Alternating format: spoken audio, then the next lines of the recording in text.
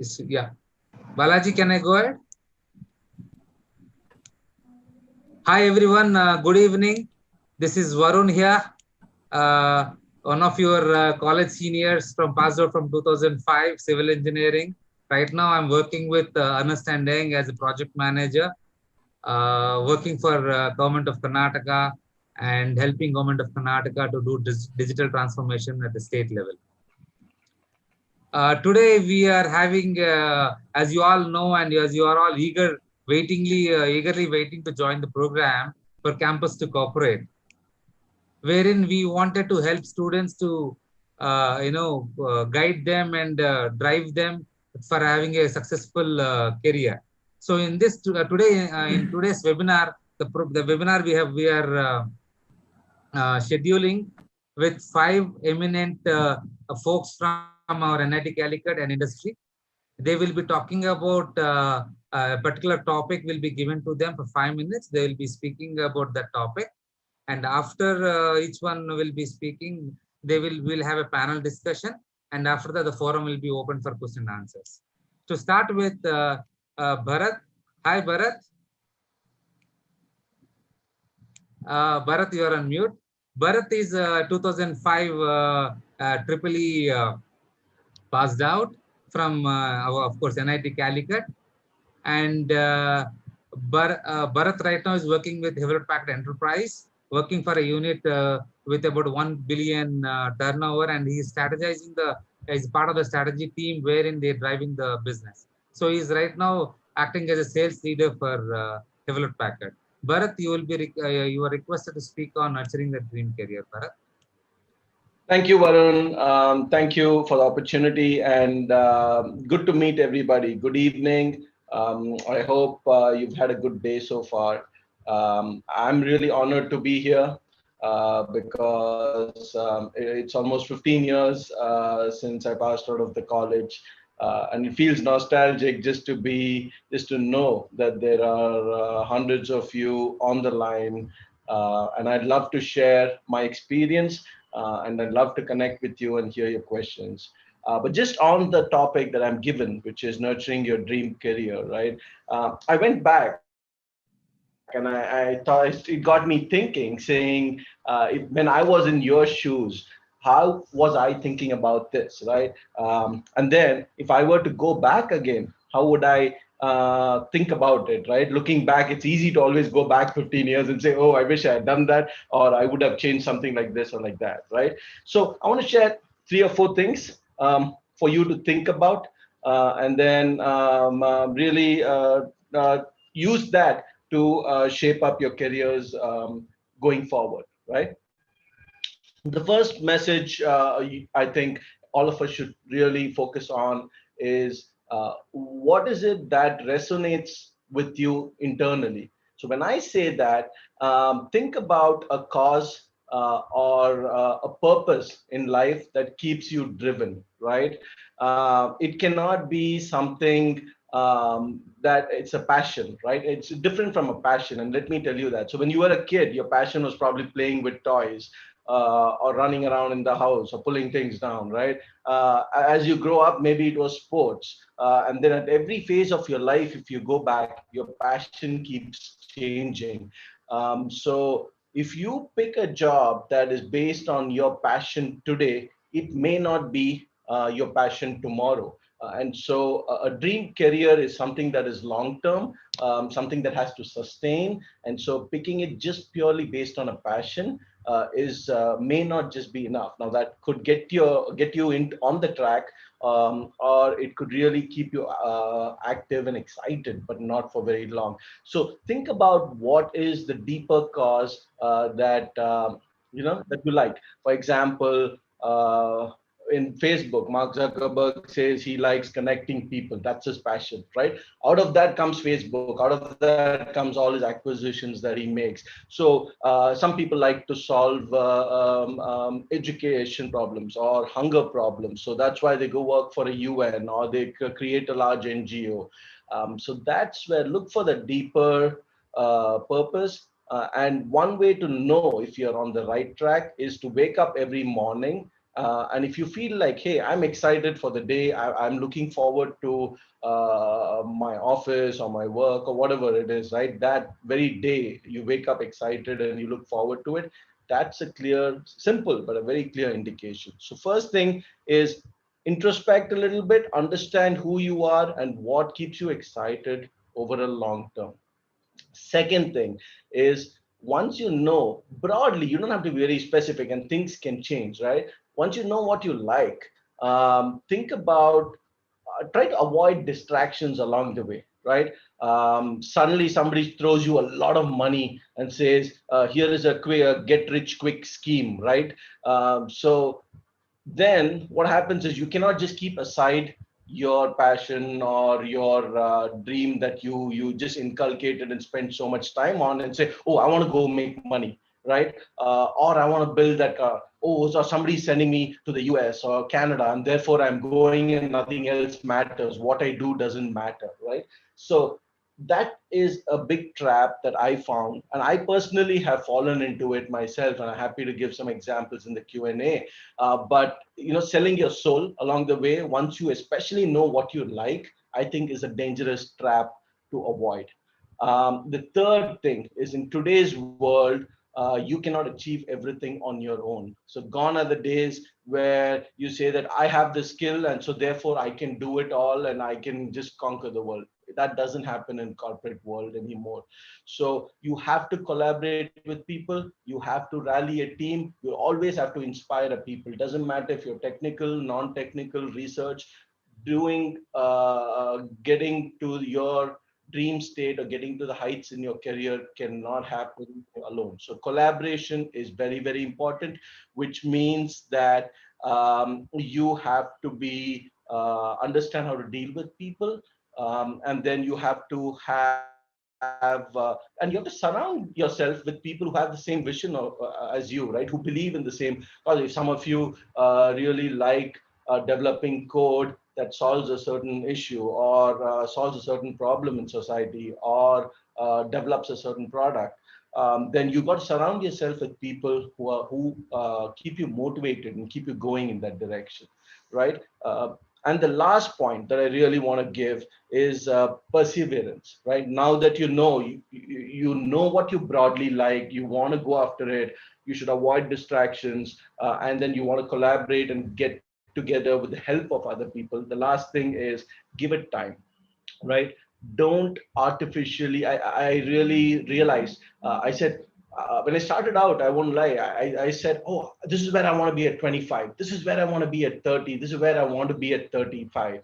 Right? The reality is, life has a great averaging effect. You could really zoom past people and do amazing things for 3 years, and something else will change in the industry or your life that will slow you down for 2 years. But those 2 years will give you a lot of learning, and then you come back and again you go ahead for 3 years. So you don't have to be in a sense of urgency, and don't give yourself artificial timelines, as long as you're waking up happy doing your job and you know you're progressing in the right direction. So the last piece of advice is, give yourself time and enjoy the journey as much as the end destination, right? If you do that, then every day will seem like you're pursuing your dream, right? So with that, Varun, I give it back to you. That was my quick take of what I think about nurturing dream career. Thank you, Bharat. Thank you that you highlighted saying that perseverance is very important. Give it time, saying that uh, uh, let let's not get distracted with a lot of things. If you have heart in some place, you take it and give it time. Thank you, Bharat. Actually, today we are supposed to have our senior Savin sir, who is a 2001 production engineering and management passed out. Unfortunately, because of some health issues, Savin sir is not able to join, so I had to pitch in. Savin sir has requested me to join on behalf of him. uh, Hopefully in the next sessions, a few sections, Savin sir might join us and share his experience. Right now, I would like to introduce our one of our scientists in our forum today. He is Mr. Amit Karla. Amit Karla is a 2005 NIT Jalandhar passed out, and then after that he got into DRDO. I had few interactions with him before.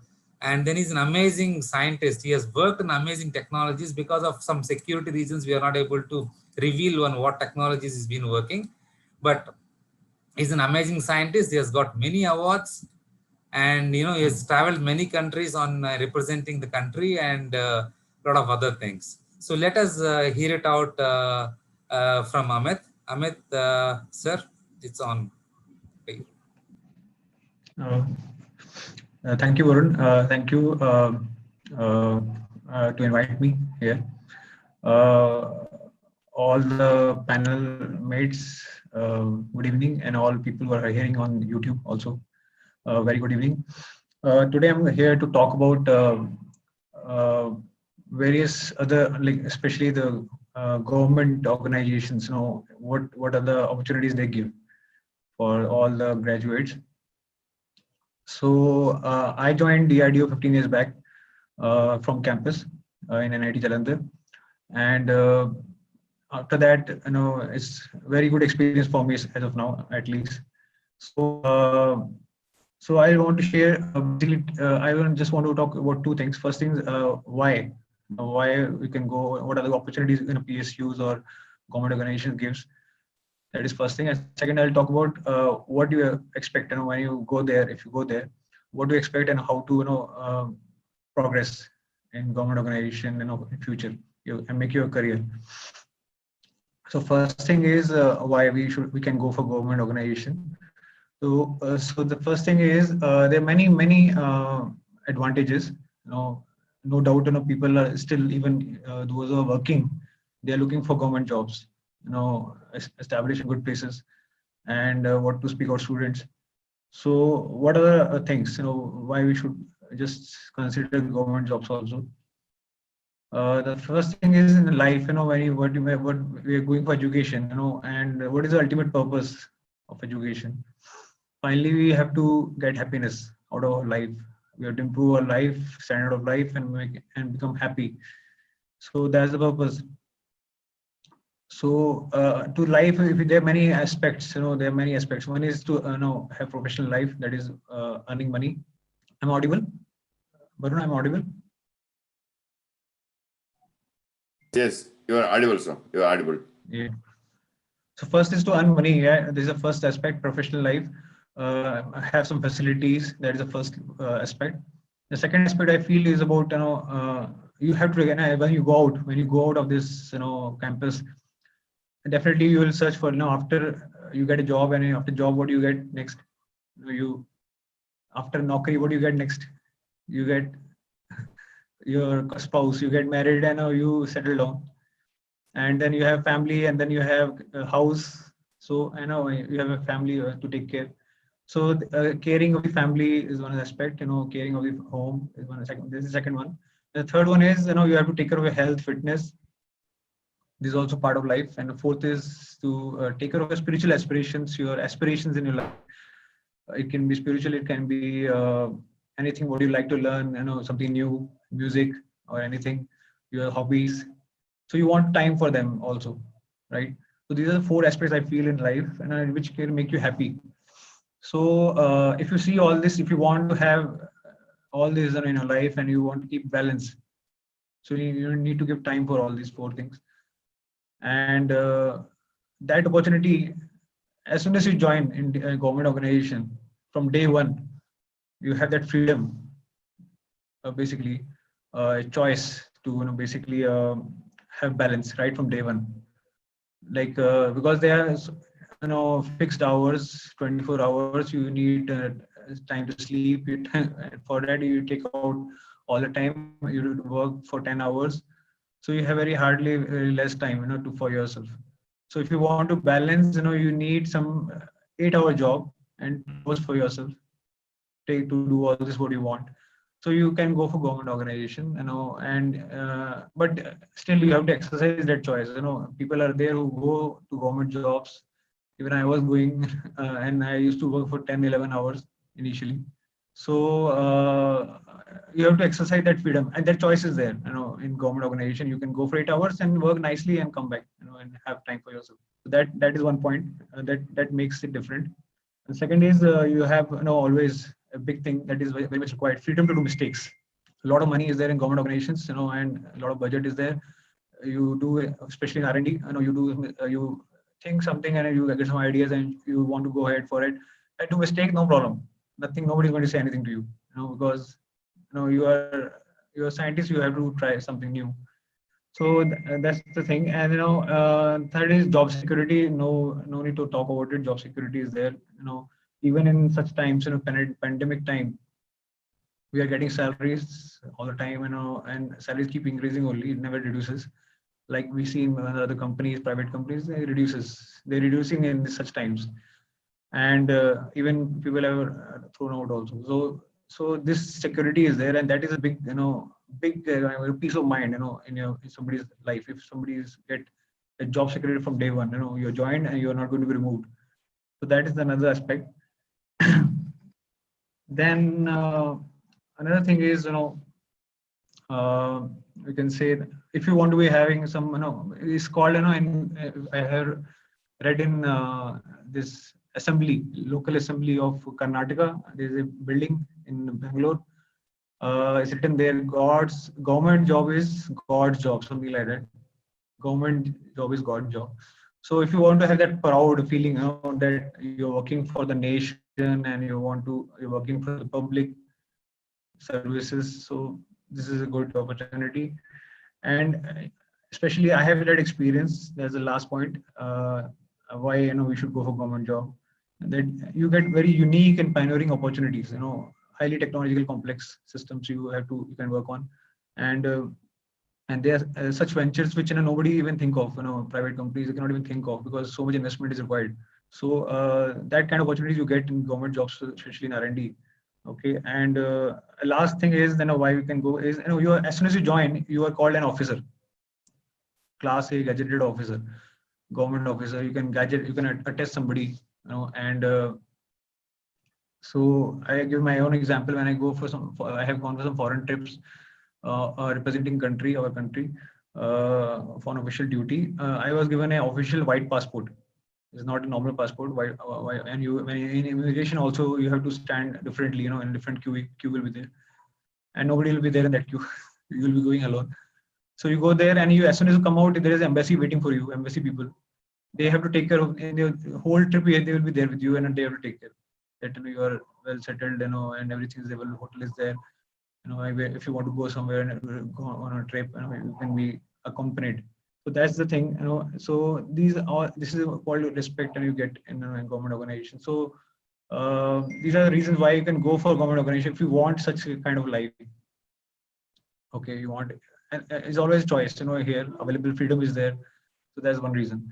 Now, next point I want to talk about is, what are the things you expect to do, when you join a government organization. See, what we learn in college, is Einstein quote is there. You just get education is not the learning of the facts. This is a quote of Einstein. Education is not just learning of the facts. It's just the training of the mind to think.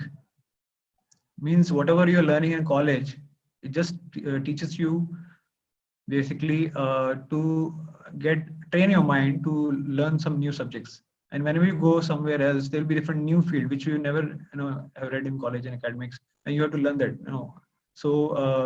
So this has to be done even in government organizations, especially in R&D. Where I'm there, you have to learn new subjects wherever you go, and give your time. And a lot of time is given to you. No problem, you can learn it. Okay, and the other thing is, wherever it's government job, whether it's government job or any other company you join, first thing we should try to develop competencies, some skills. Whether those skills may be established also in your organization or may not be established. If they are not established, you just find out and take initiative and try to get those competencies for you, and skills basically. And once you get those skills, you can go for products, you can go for services, you can go for projects. So this is very important thing what I learned from my seniors in DRDO. We try to develop some competencies first. Okay, give some time for that thing, develop some skills which will be useful and which will make you different from others. Okay, so that helps. So this is the message I want to give. So if you're going for government job or any other company, try to do this first. Okay, and all the best. You can always try Yeah. for Thank any kind of job you like. Yeah, thank you. Thank you, Amit. What we get from you is that you're trying to say that in government jobs we'll have a very good life, work-life balance. So, and then all we need is a job security. Is also you are also suggesting. So, Yes. thank you for that. Yes, And the second part of what the message what you're trying to give is that students should develop competency, but still they have a freedom to experiment. As a scientist in a DRDO, you will be given freedom and to explore and experiment with new things, and something Yeah. good, great might also happen. So thank Yeah. you, Amit. So now Thank we you. will tune on to Ms. Jinit.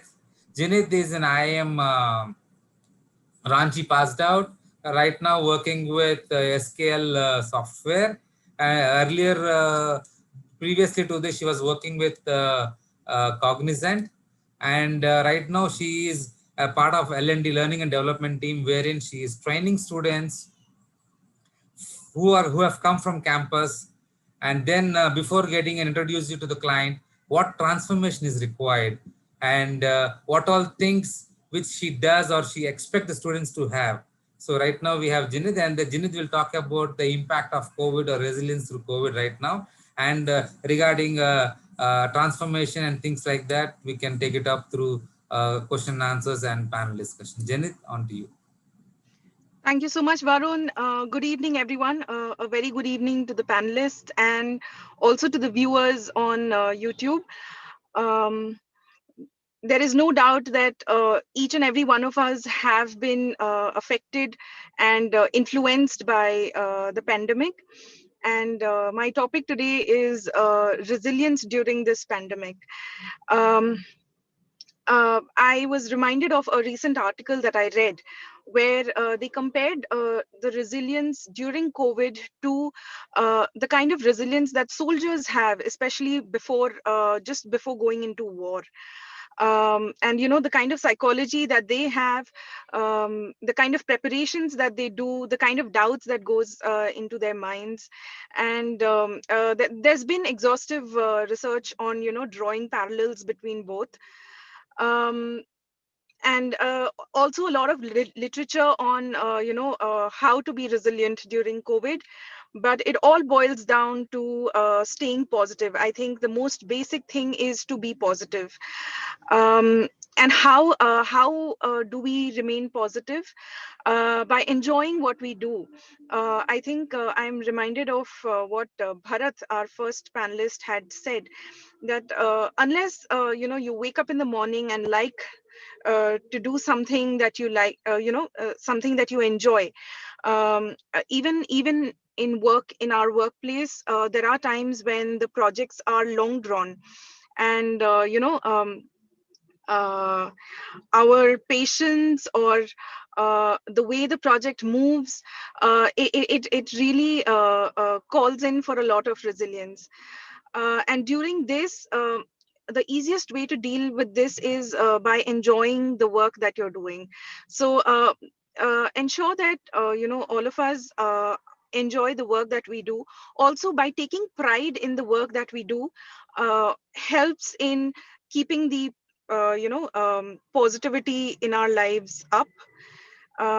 That's about one thing. Also, a lot of people look up to spirituality to remain positive and to be resilient. And whoever may find better resilience through spirituality, please go ahead. And family, I think finally family is something that really pulls up our spirits in no matter what we do, or in whatever conditions we are. I think family comes first, especially now. Now I understand that most of our audience are probably in hostels or maybe at homes doing online courses. um, I mean, I think all of us, this pandemic has made us realize that our families, how important our families are. And that is another way to cope up during this period. Professionally, especially now at this time when all of you are preparing for your placements, you are in colleges. um, I personally feel, and what we also in our industry, in our workplaces, what we encourage is to upskill, something that Amit was also talking about earlier. I think upskilling is one place where you are focused in doing something. Your mind is taken away from the current. There were these times when we were keeping track of what are the number of cases in the country, in our states, in our city. um, so I think yeah if we can concentrate on how we can upskill ourselves, how we can come up from our weaknesses. I think if we try to do a small talk with our friends and ask, what do you think my weaknesses are, and can we work on them? Today there are a plethora of options online where you can upskill. uh, there are a lot of places where they've gamified a lot of skills, where through games you can uh, learn that skill. Also virtual reality, I think if you can explore, they also teach through virtual reality. We have a lot of online options where you can upskill that way. And yeah, I think keeping track of weaknesses, because if you can turn this adversary into an opportunity where you have more time to sit back and think about where your interest lies, where your strengths and weaknesses are, how you want to leverage each of them to move forward. These are some of the things that you can work and so and also it has dual advantages. It helps you be resilient in this pandemic, and also you add credentials to your resume, to your entire body of work. So and just to give you some of the skills that we very commonly look for and find missing in some people, and probably in the question and answer session also we can take up. I think asking questions, a lot of us have we find it missing in a lot of newcomers in the organization. One thing is about asking questions, and another thing is about paying attention to details. I think these two skills are quite important, and maybe we can take it over again during the question answer session. But this is how I think uh, you know uh, I feel is a short way of being resilient during this pandemic. Concluding my speech here. Thank you, Janet. Actually, Janet, we should thank Janet very much because she is actually on road driving to her hometown, but still she could give some time for us. Thank you, Janet. So what I take from Janet is that we this time, pandemic means we don't have to get scared. Oh, will I get a job or not, or what happens, or the placements does not. I mean, there are not many placements this year, or how is the market going to be next year, and things like that. So, Janet, what I understand from what you're saying is that you don't have to be worried. Let us first of all be together with the family, take up spirituality if you can, and then be positive, and then start looking up. Okay, I have got some more extra time, or okay, what else I can do? So I can reach out to the internet, identify few online courses, identify where I'm strong at, where I need to be improved, and then let's identify the areas where we need to improve, and then have or acquire better skills, and then develop your resume, and then be ready for it. And when you get into the organization, what you have to be ready is that, what do you call, asking better questions. It's like, how do things happen, and getting into the Being system. inquisitive. Yeah, Yes. being inquisitive, and as well as what do you call that, giving attention to details, right? Yes. Thank you very, Janet. So now we will tune on to Dr. Ravi sir. Ravi sir, actually very interestingly, I met Ravi sir, in a place where, and then I got inspired when I met him. Ravi sir has served Indian Army for 30 long years. He has served the Question answer nation. होगा लेकिन हाँ, Jinit, हाँ, can you go on mute, please? I know. Yeah. Yeah, thank you. So Ravi sir has served the nation through Indian Army for 30 long years. So in that, he has served many missions. If you all remember, we have Operation Blue Star, wherein flushing out the terrorists from Amritsar Golden Temple. Then he was also part of Operation Vijay in Kargil, and then he was also part of a United Nations peacekeeping mission, wherein he had to go and take care of few things in Sri Lanka, Cambodia, and Somalia, and many other countries. So after retirement, Ravi sir has not, Ravi sir wanted to even serve the nation better.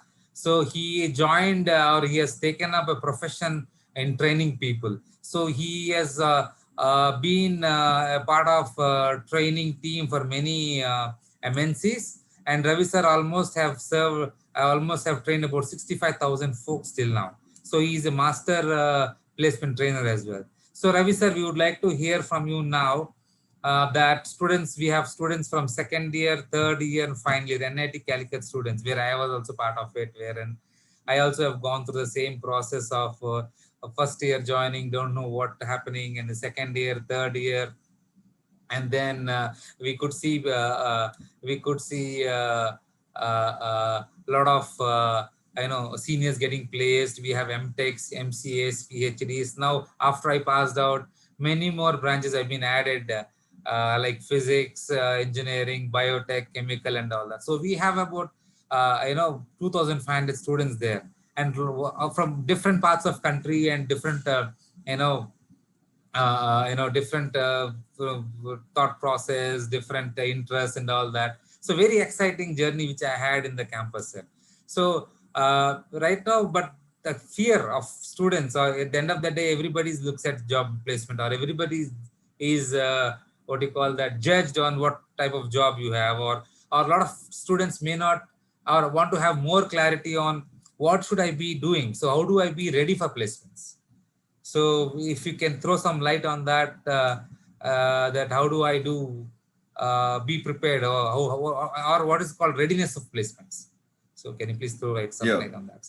Sure. Thank you so much, Varun sir, and happy evening to all the participants, the viewers across the YouTube, and all the panelists over here. Right. So as most of the panelists have already spoken, we are starting from Mr. Bharat saying that passion you should cultivate, right? Passion is the first step for getting ready for any job. You see, I mean here, job is not getting into an entrepreneurship, or it can also be a government job, or you can get into MNC, or you can get into PSUs. There are n number of places where you can get a job, right? If you can get into entrepreneurship, you can give jobs to many people like you also. But what is that keeps you ready to get into that particular slot, or into that particular shoe, what you have to wear onto your foot, right? I don't say the crown, because the crown is always on the top of the thing. It won't take you anywhere. But the shoes will take you all the places wherever you want to walk. So that's why I would say you will have to wear that shoe, what you have to wear that. So to emphasize on that, if you have to be job ready, I would give you 5 Ds. The major 5 Ds that you have to keep yourself ready are those. The first D, rightly like Mr. Bharat has already told you about, that is the passion. Passion is what you dream. That is the first D of the 5 Ds that I'm going to tell you now. Dream. You should have a dream in your life that I want to be so and so. Whatever you might be today, you might be a student. Even we were all students way back in 70s and till early 80s. There's a different issue. But going forward, what will I be after 5 years, or what will I be after 10 years, or what will I be after 40 years from now. That's what the dream one should cultivate. So to have the dream, you should have the second D, that is the desire, the urge that I have to get into that. I should get that dream means you have to have that urge in you. You should have the desire in you. And straight away moving forward, going to the third D is that you should have a dedication towards that. Without the dedication in the whatever the thing that you do, you see, all of us lead three kinds of life. One is our personal life, the other one is our professional life, and the third one is spiritual life. All of us do lead this. Spiritual doesn't simply mean that getting into a temple, sitting there and doing dhyana or meditation or something like that. That is not spiritual. Spiritual means your dedication towards whatever the thing that one is doing. If you are a professional, if you are a corporate employee, what is the devotion and the dedication that you give towards your professional life? And what is the dedication and devotion that one gives towards their personal life? That is what is the spirituality means, where you are involving yourself as one of the key member of that particular fraternity. Then going to the fourth D, that is the devotion. You should have the devotion. You should have that what do you call it as fear in you. You should have that fire in you that, yes, I should do for it and I will have to do this. And this is what my bread and butter is. It's not only my bread and butter, it is the bread and butter for my entire family, and it is the bread and butter for my entire workforce where I am working for. That devotion one should always cultivate. Last but not the least, but the very important one, it should have been in the topmost place, but I am putting it in the bottommost place out of the 5 Ds, that is the discipline. Everyone should, don't think that being an army person or an armed forces person, I'm talking about the discipline. No, all of us, irrespective of our profession, we should have a certain discipline in our life. A life is all about discipline. And discipline is all about the time management. How you take forward your time. How much time you dedicate for each sort of a thing that you go ahead and you do it. If you do all these 5 Ds, if you practice rigorously and if you implement these things in your life, you are job ready. Job means it can be a government job, or it can be a MNC or a corporate, or it can be PSU, or even it can be entrepreneurship. So to get into these 5 Ds, the basic skills one needs to have is the communication skill. The very basic skill is the communication skill, where one has to understand it. One has to. It is, you see, skills are not built in. Skills are developed, and skills are being taught by someone else, or you can learn it, or you can earn the skills by looking, or by practicing, or by studying even. Rightly, like what all this time Ms. Jinid was speaking about, right? What do you call it as the resilience and selection of the things. So that resilience, you see, the pandemic, every day is a pandemic. Why do you worry about this COVID-19 or whatsoever it was? It was there before COVID-19 also. The pandemic was always there. Every moment there is a pandemic. Pandemic is not a new word, or it's not a thing at all.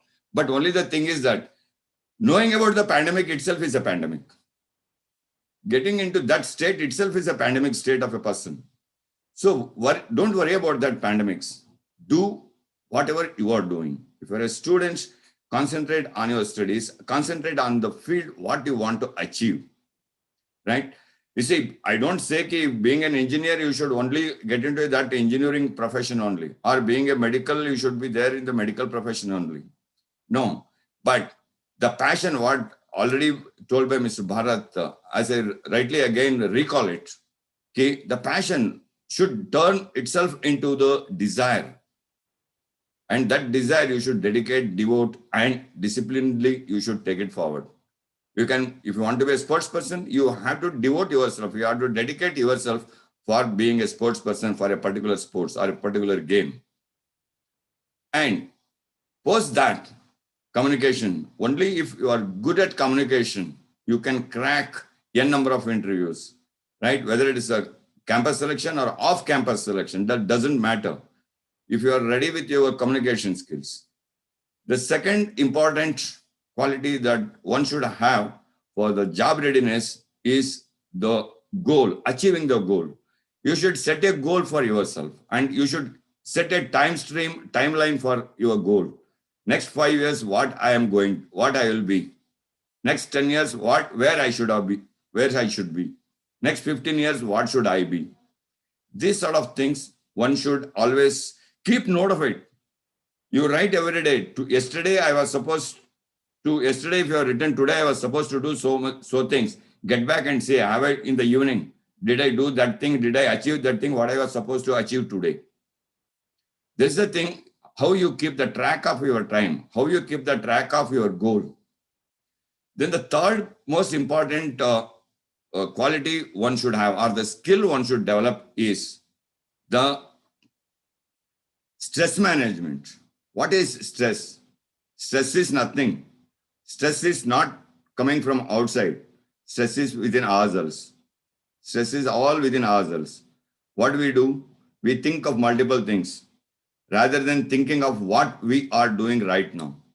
The moment you forget what is the external thing, what is happening and what is not happening around you, and you just start thinking about what is the thing that you are doing currently, your stress is out. The fourth thing you have to be is about the conflict management. These two, the conflict management and the stress management, they are correlated. The conflict also comes due to stress, and the stress also comes due to conflict. A conflict, it need not be a one-on-one thing, or it cannot be one thing or the other. The conflict can be within us also. So how do we come out of this conflict? So for that, this time management, the most important thing, again, I'm telling you, if you cultivate that time management, you can come out of all these sort of things, that is the stress or the conflict, whatever the thing that is, so that you can prioritize your work for the day. You can prioritize the schedule for the day, right? Once you are good with this, never ever stop reading. Never ever stop reading, whatever may be your age. Even at this age of young 17 with the 50 years of short experience in my career, I still read a lot of things. So reading should be continued. So the reading gives you the step or the stair to improve your communication skills.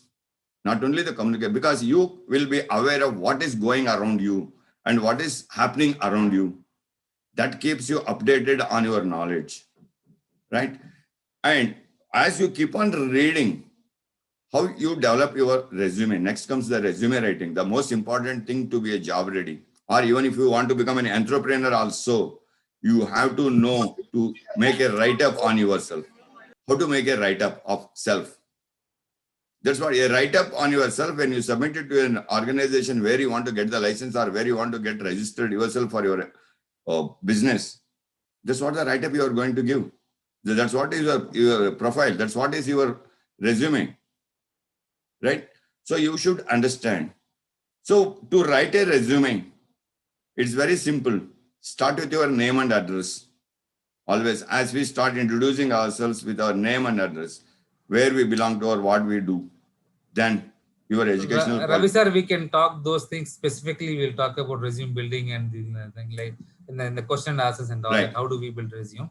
Right. So you can conclude. Yes. So that okay. Yeah. Right. So these are the major 5 skills one should develop if you want to be job ready.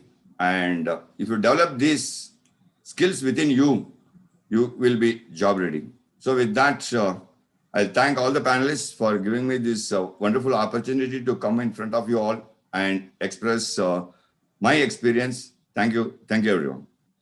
So thank you very much, Ravi sir.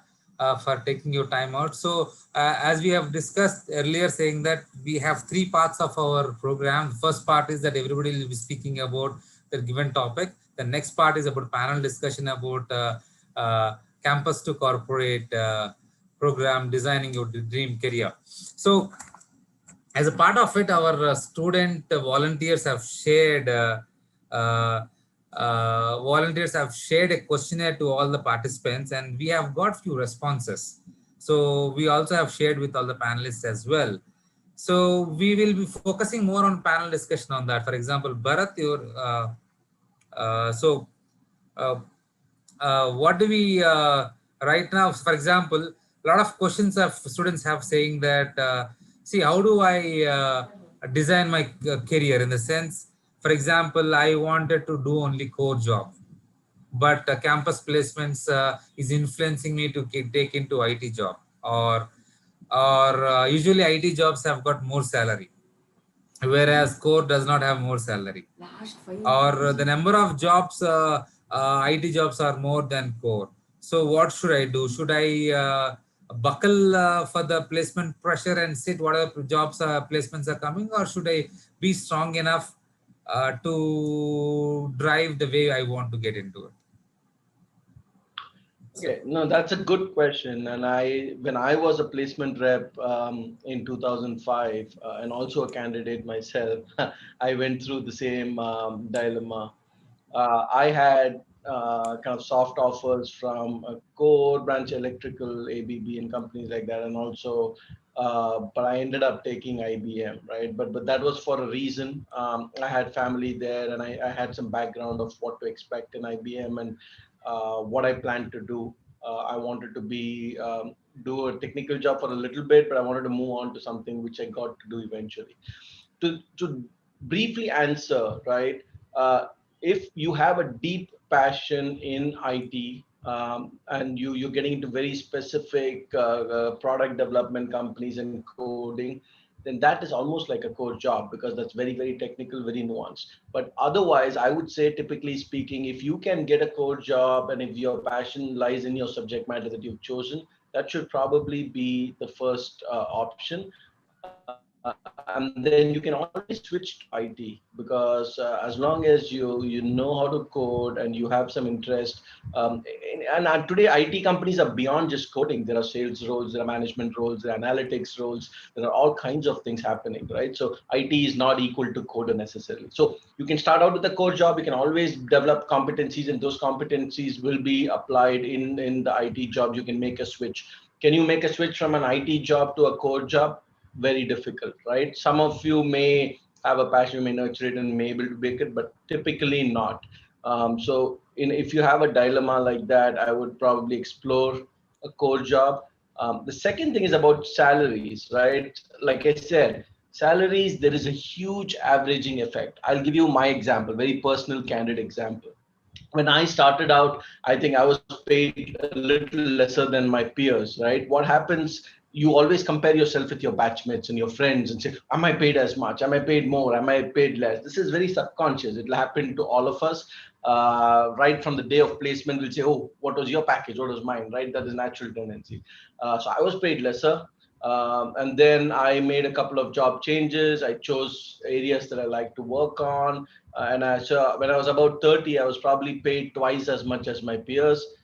Then I came to the US, and again I tried different things. And when I was 35, I was paid maybe lesser than my peers suddenly, right? Because I chose to do something different. And then today I'm in sales, and I'm again probably paid much more than that. So salary goes up, goes down. End of the day, it has a this is I've seen this in hundreds of cases. It has a great averaging effect. So while it may matter in that first month of your first year and your first few paychecks that you get, over a longer period of 5, 10, 15, 20 years, it stops mattering. So my I would urge you, don't make a decision based on salary. Make a decision based on what you really like seeing yourself do every day. And always the logical, safer option is start with core. You can always switch to IT. You can go there as a domain expert, or using your skills, you could even get an IT role. So that's kind of my early thought. Thank you, Bharat. So, Amit, so there are also a few questions my students ask is that how about growth in a PSU? So, in short, if you can answer, how about growth in PSU, or how do you get into PSU? Is it if you what do you choose between PSU and corporate? So, how do you choose it? So, in a minute, if you can answer, that will be great, Amit. In a PSU, in a government organization, the motivation is basically, promotions. You get good, faster promotions, or you get awards, or you get some, perks, extra perks, and these things. And most important is the promotion, what people offer. So growth is there. It depends on what you want. If you give time, and you are smart and intelligent, and you will get definitely growth. The growth is natural. Even though if you do not work, also you will get growth, but it will take little more time. Maybe difference.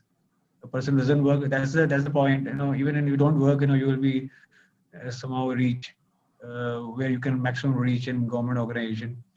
But if you work hard and honestly, you'll be definitely getting good rewards, as I have got. So you can means I have got so far as far as like all promotions and time, outstanding promotions and awards and for foreign trips and given responsibilities and works also which are job satisfaction to your heart. So these are the motivations in government job, and you feel you're working for country. That's the more important thing. You're working for the country, and that feeling itself is good enough. And you're working because there are many people. Most of the people in NITs or IITs. We just leave country and go to work for MNCs and all that. So if you want to contribute for the country, at the same time you get good respectable salary. You can go to government job. There's no problem. Thank you very much, Amit. So last one, actually, last three assignments of mine are with government only. So I was working for the previous project wherein we were implementing the dream of Chief Minister of Karnataka to create a 1 lakh jobs in every district for for six different districts of Karnataka. So as Bharat was saying, the morning when we get up, the motivation for me to go to work is today. Okay, today for how many people I will be able to help get a job. So that drives me to work actually. So what I get from Amit is that you need to have passion. When you have passion, any department, whether you're in PSU or in whether you're in PSU or whether you are in corporate, the passion will take you up. So that's where. So, but if you see, if I'm second year of engineering or if in first year of MTech or in first year of MCA, so how do I plan my readiness or preparedness to get into the job? So as a HR, if I'm company, I'm from an MNC coming to hire on the campus. So if as an HR, what do I look in the candidate? What is that which drives us to hire a candidate? So in that regard, Jinet, if you can answer as a HR, a lot of questions or confusions or, we don't know, or a lot of students also express their feelings saying that I wish they could give me feedback that these are the things which I could see at you and these are things which we didn't see in you. So that's why we couldn't hire you. So what is that which you see as HR, while recruitment, Jinet? Yes, thank you, Varun. I'm sorry I am not able to come on video.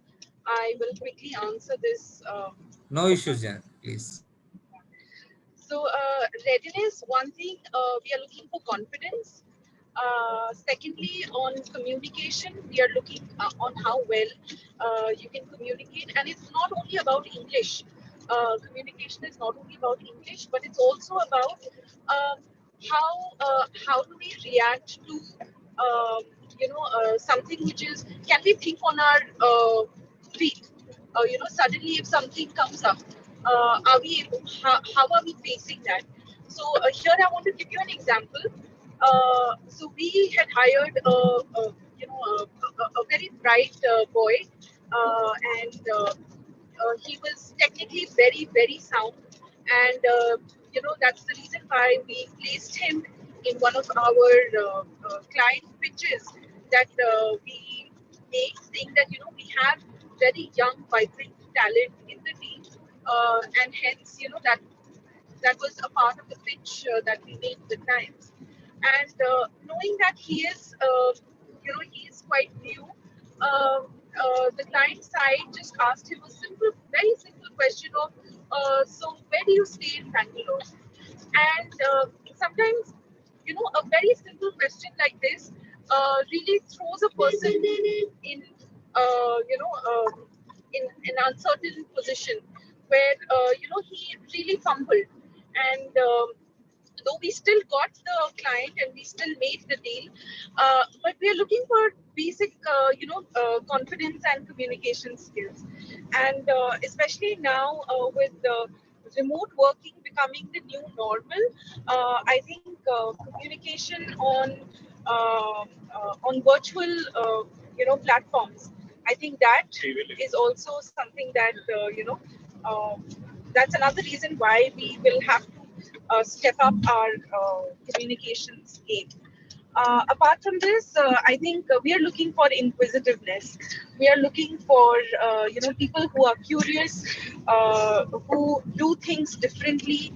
Uh, uh, Even if we are doing a certain process in a certain manner, we are more than we welcome the newcomers who show us new ways of doing things.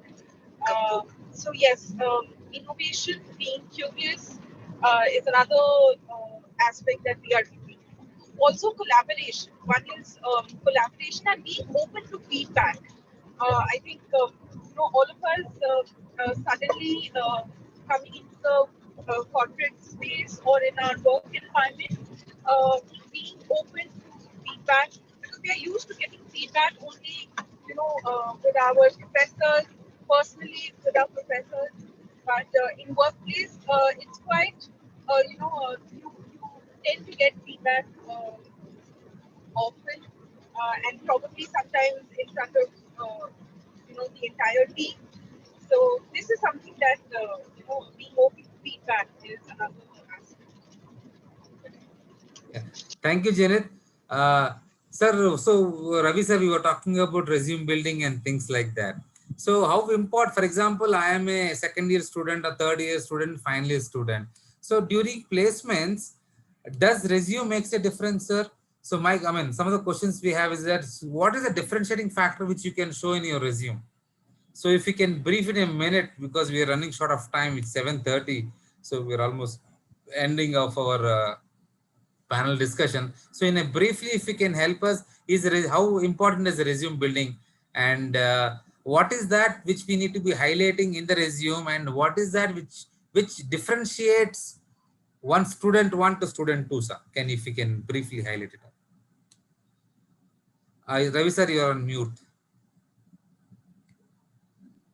Oh, sorry. Very good question. You see, a resume is nothing but it is the first phase of our interview, right? It gives you the pen picture of an individual. So the most important factors that a resume should contain is, as I was telling earlier also, the most important factors that a resume should contain is the first, your name and address, where you can be easily communicated, and your contact informations, like your mobile number or landline number or your email address, where you can be easily communicated with. The second important factor is all about your educational qualifications. What you have done in the educational qualification or what you are pursuing, that makes the second impact of your pen picture. The third thing comes about the projects and the assignments that you have carried out and what is the result of it. That should be reflected in your resume because that shows the skill set of an individual. You cannot say, okay, I'm very good in communication skills, or I'm very good in team building, or I'm very good in leadership skills, because that cannot be exposed by writing. But when you clearly depict your project works and your assignments that you have carried out in your educational career or in your brief stint of your work experience also, that will give a clear picture for the interviewer to see what are the skills a person has when you reflect those results and the effects that has come out of it. So that is another important factor in the resume. Okay, sir. Right. And entirely in your resume, using the vocabulary. What is the vocabulary that you are using to prepare your resume? That talks about your communication skills. That your resume will talk whether this particular individual is good in communication skills or not. Most of the children, what they normally do is, including us, we were that time Google was not there. We used to copy it from someone else. But today Google is available. The thousands of formats are available. Students are getting confused in which format I should do my resume or in which format I should go for my profile. Even most of the people, they are downloading the write-ups. This is the status, a very pathetic status of our students today. Right? If we cannot brief of our own self, if we cannot brief what am I, then what is the write-up that you are doing? Why do you want to have someone's write-up and mention your name there? Right? So the vocabulary that you use, that shows the communication skills of an individual. So these are the major 5 points. What an individual should do or reflect in his or her resume, and how articulately you put it. What are the good vocabularies that you are using in it? Okay. Got it, sir. Thank you very much, Ravi, sir. So what I take from Ravi, sir, is that we need to, it is a pen, or it's the first thing of any person, of any student, is your resume. So I just also want to add a few points on this. Actually, it's all about, how do you market yourself? So I'm just adding on the exactly. Yeah, and in business language, if you take, how do you market yourself? How do you market yourself? So what if I come for recruitments, what do I see in a person? I see in a person is saying that how confidently he is able to express is what he has done. A recruiter does not expect that a person should know all the subjects what he's doing, but what are the project he has done, how confident he is. And not only that, any recruiter expects what is the value add a person does in his team. The more the value add a person does in the team, the more the better, the faster the guy can get recruited, or the guy can grow. So here, even the projects, if there are 3 or 4 people in the project, so what is the role which I have played, which I should be able to express it well. So Bharat was telling me once, saying that communication is not English, communication is about driving the message.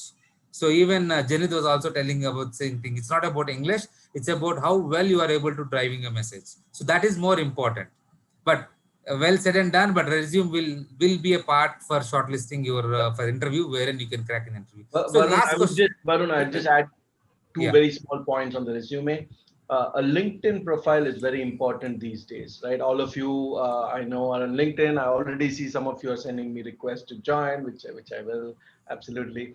But a LinkedIn profile is important, and it starts building as your career grows, right? So think about it. Go to Google, look at best LinkedIn profiles. You'll get a lot of good answers, and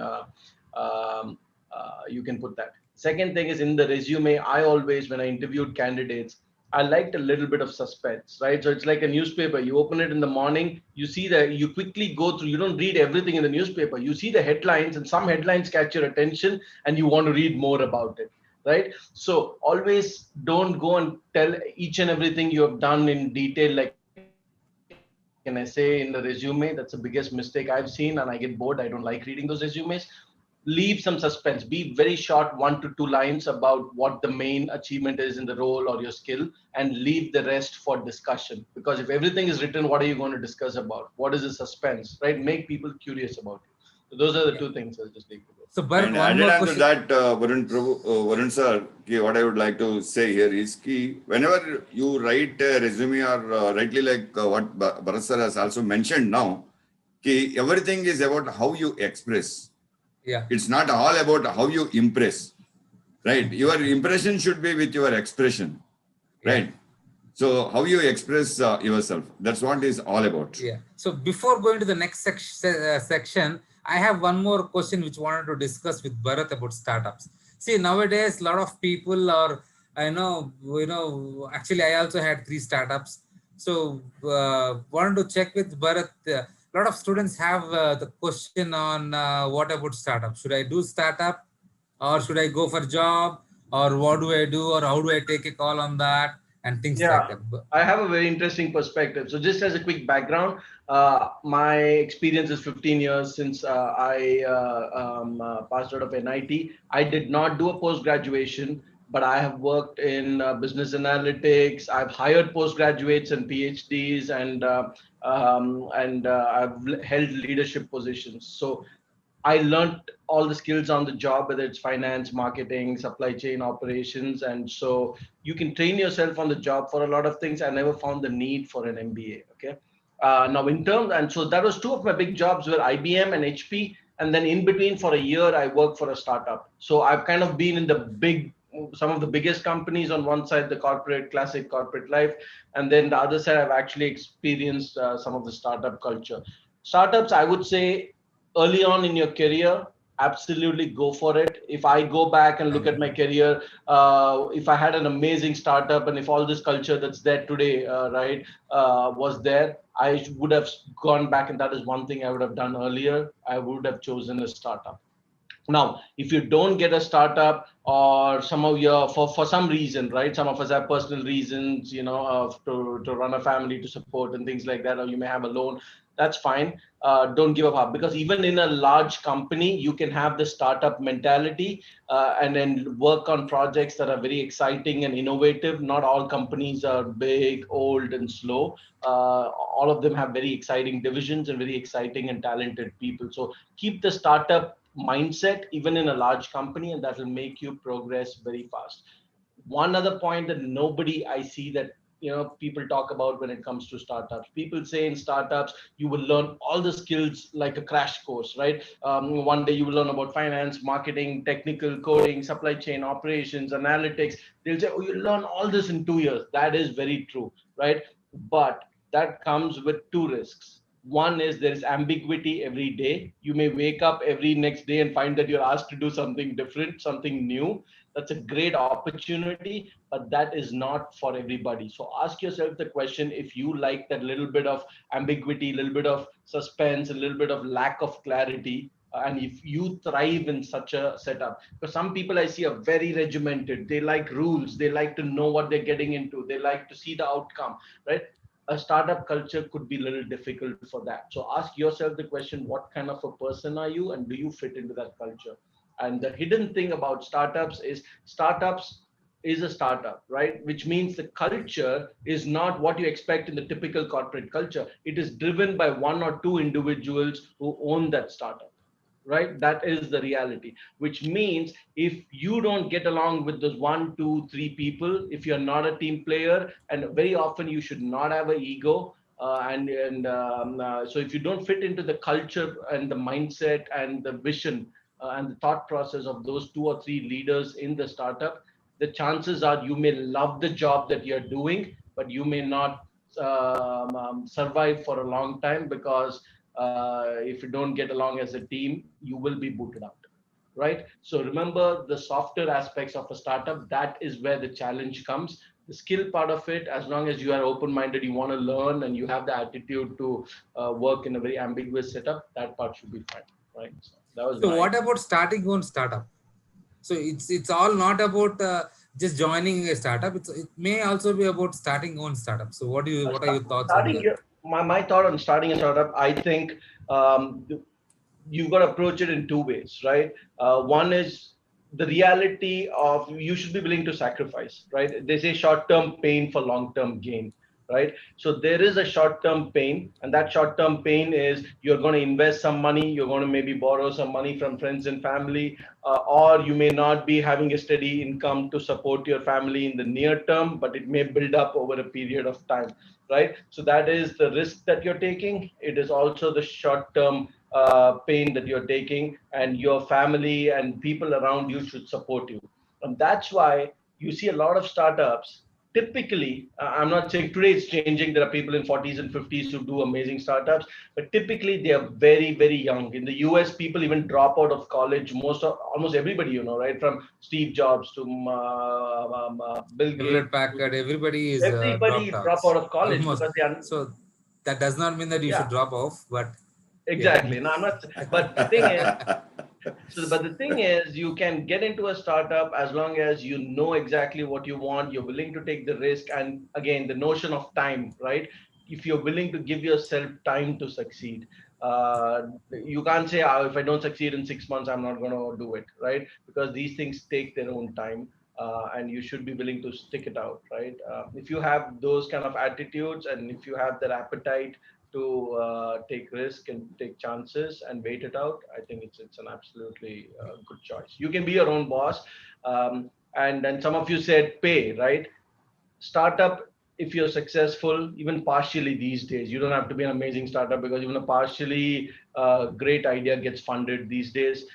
You can be way, way, way ahead of your peers. You may start out behind and they may be going 1 lakh, 2 lakh kind of salaries. And in 3 years, you'll say, oh, what am I doing? But the fourth year, somebody will fund your company and you will become 40 times richer than any of your peers, right? overnight.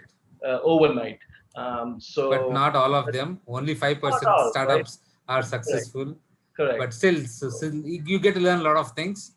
Yeah. And yeah, thanks, Bharat. So we will go to the next session. So guys, I hope you are talking about, you must be hearing about skillcraft. So what is skillcraft? So Tapan, can you please share the screen? PPT? Yeah. So skillcraft is a group of or a team of NITians passed out from NIT Calicut. About 30 of us came together and started the skillcraft. Tapan, you're sharing your screen? Yes, Balaji, can you start my video? It is No, no stopped. issues. No issues. Otherwise, I can share my screen, not an issue. No, I'm sharing my screen. Yeah. So by the time Tapan can share your screen, yeah. So skillcraft is about 30 students of NIT passed outs have come together and started this small, a team wherein the objective of it is to help students. The challenges, you can go to the first slide. Yeah. What is skillcraft? So it is by the students to the students. Yeah. And then we have 30 alum. And then what we wanted is that, for example, if you heard about Narayana Murthy, what he's saying is that India has got about if about a lakh or lakh and a half engineers passing out every year, but not even 30% of them are good enough to get into jobs. There's a huge gap between what the industry needs and what what we are taught in the campus. So we wanted to help students to bridge the gap. We want to be that cushion between the campus to the corporate. So that is where we want to pitch in. And not only that, if you see the campus, I know there are a lot of forums, a lot of platforms, a lot of things are there, but it's not a 360-degree approach. Not all the things have been taught. Everybody have to struggle on their own to to get into things. So we also want to help students to have a 360-degree approach, where we would like to take care of whoever is interested, wanted to help them in terms of their technical improving their technical abilities, improving their personal abilities and professional abilities. That is also reason, this is a part of, that is the reason where we're doing this program. So can you go to the next slide, please, sir? Yeah. Yeah.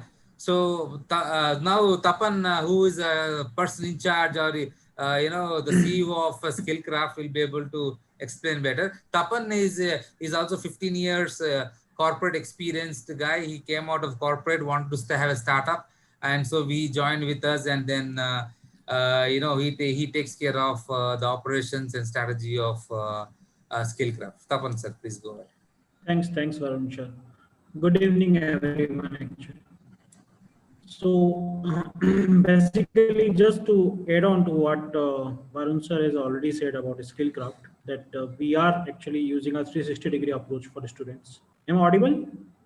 Yeah, audible. Yeah, So yeah, yeah, audible. We have 5 minutes, Tapan sir, to get into the next section Sure. wherein I will be. the questions will be posted by the students and we'll be answering. Fine. I will be swift actually.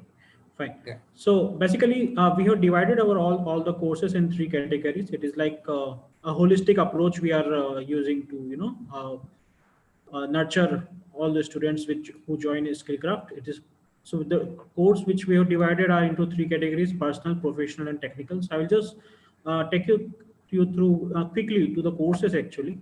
So some of the technical courses which we have already conducted. Actually, it's just like C++ mastery course we have conducted, data structure and algorithm we have done, and C# developer program is running right now. On your right hand side, you can see the pictures actually. So these are the students actually who attended the course. Basically, we have trained 100+ students so far.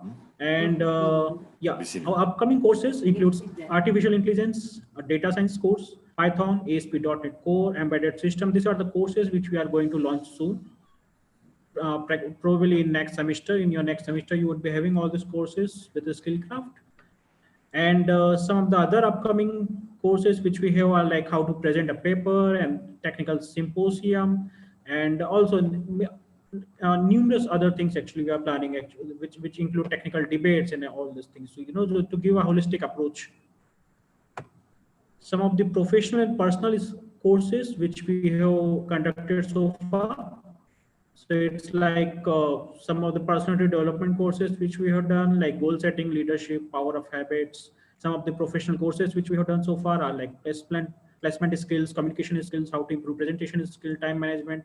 And again, the picture you can see on your right hand side where Girish sir actually is from DRDO is taking classes for all this. For most of them actually, most of these courses actually, and the students are attending it. So these are the courses, and there are many others in the pipeline actually. So many other courses are going to come soon. And we have trained 200+ students when it comes to professional and personal skills so far. And we have also provided internships to our students in the companies like DRDO, Toyota, and Smart Auto Solutions, or company from USA. Yeah, Varun, you want to say something? So here the thing is that we wanted to help students. See, in IIM, when I was studying in IIM Kozhikode, we have a compulsory program wherein we have to work for 2 months in the corporates called summer internships. So, but wherein for engineering students, slowly we are getting into that practice of getting students internships. But I'm not sure if 1,200 students are there in the campus, but how many of them are able to get internships? So in that way, since what are the friends which we have, the colleagues which we have, and the companies which we worked and other friends worked in, so we are all pulling together and see if our companies are offering any internships. And then in case, or we are reaching out to companies on behalf of NIT Calicut students who have come forward to us and asked, sir, can you please help us, in terms of internships and projects. So in that way, we have reached out to many organizations, and we are planning to reach out many more organizations, provided if you guys come to us, reach out to us, we will go ahead and then help you up. We're not guaranteeing, we will try to help you up, set you up with organizations for internships, and so that you can understand what is that industry is expecting, or whether this type of job will fit me or not. So this is also a platform for you to give, you can experiment whether I can fit in here or not, or I can fit here or not. You can, for example, we have we have Harsha coming in, and he'll be helping us to, or sharing his experience about his internship. But So he will now know that whether, okay, this is how an organization of PSU works, or this is how a corporate works, like that. So in live projects is that. So we are also helping from passed outs of NIT and other places. They will be, with their experience of all these years, will come up with few projects designed specifically for those students, and then students can simulate those projects. And then in this interaction is nothing but the way we are having. And willingly, if anybody is having any help, or anybody wants any help, we can connect to the right sector, right guy, to have a right amount of interaction, so that their doubts can be clarified. You can go to next, Tapan. Okay, Harsha, we have Harsha with us actually, who has done internship through Skillcraft. So can you pitch in here, Harsha, Balaji? can you Hello. share the experience? Yeah, Harsha, go Yes, ahead, sir. please. Am I audible? Yeah, very Yes, much. yes, go on. Yes, sir. So, good evening, everyone. Myself, Asha, third year student from Mechanical Department. I'm one among the students who are being benefited by Skillcraft, and I feel blessed to have association with. So, it was only through Skillcraft I have interned at DRDO, one of the esteemed government organizations of our country. I was one among group of 3 first-year guys, including myself, headed by our third year senior Praveen. There, we worked on a project related to cooling system in airborne applications. In the very beginning, being guys who have just passed first year, we felt a bit nervous. But through the support and guidance of scientists there, we overcame it and successfully completed the project. Uh, the scientists, I Yeah, also Harsha. got a chance to acquaint myself and closely observe the working ecosystem of a research oriented PSU like DRDO. The scientists there were very impressed by our efforts and appreciated us.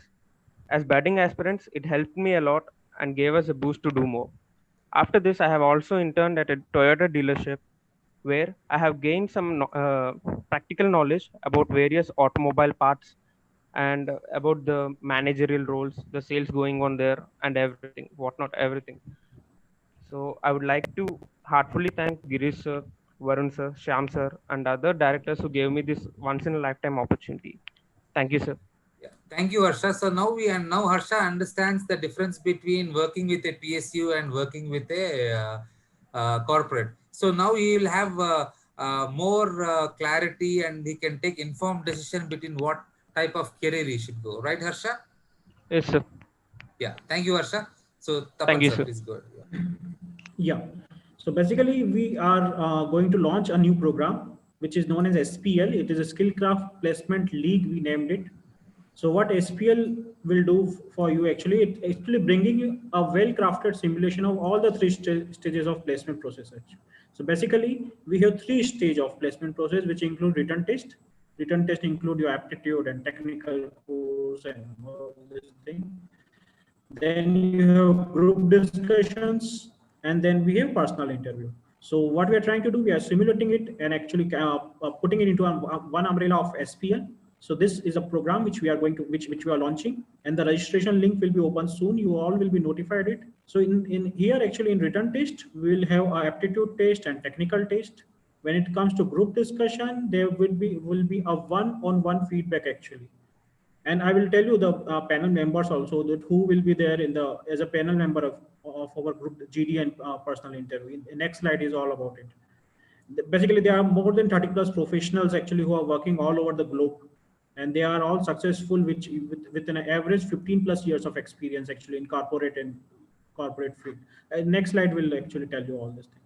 Yeah. So what actually, yeah, I'll just add on what Tapan sir is saying is that, see, not many people get opportunities again and again. It's something, or so whenever we get the opportunity, we should be able to hit the bullseye at that time. So that's the reason wherein we want every student to have an opportunity to go through a simulation process wherein, you know, wherein we will take you through the stressful interview simulation process, wherein you can have a written test and GD and PI, where, and then after the whole process of at every stage, we would like to give feedback, one-on-one feedback, wherein this is where you are good at, this is where you need to improve, this is where it's going wrong, so that you'll have a clarity, and then you can prepare yourself, and then you can pitch in. So that is where we want to help students on that. Hopefully, if you guys interested to become have better at the placements, you can be part of it. Next slide, sir, please. Tapan, sir. Yeah.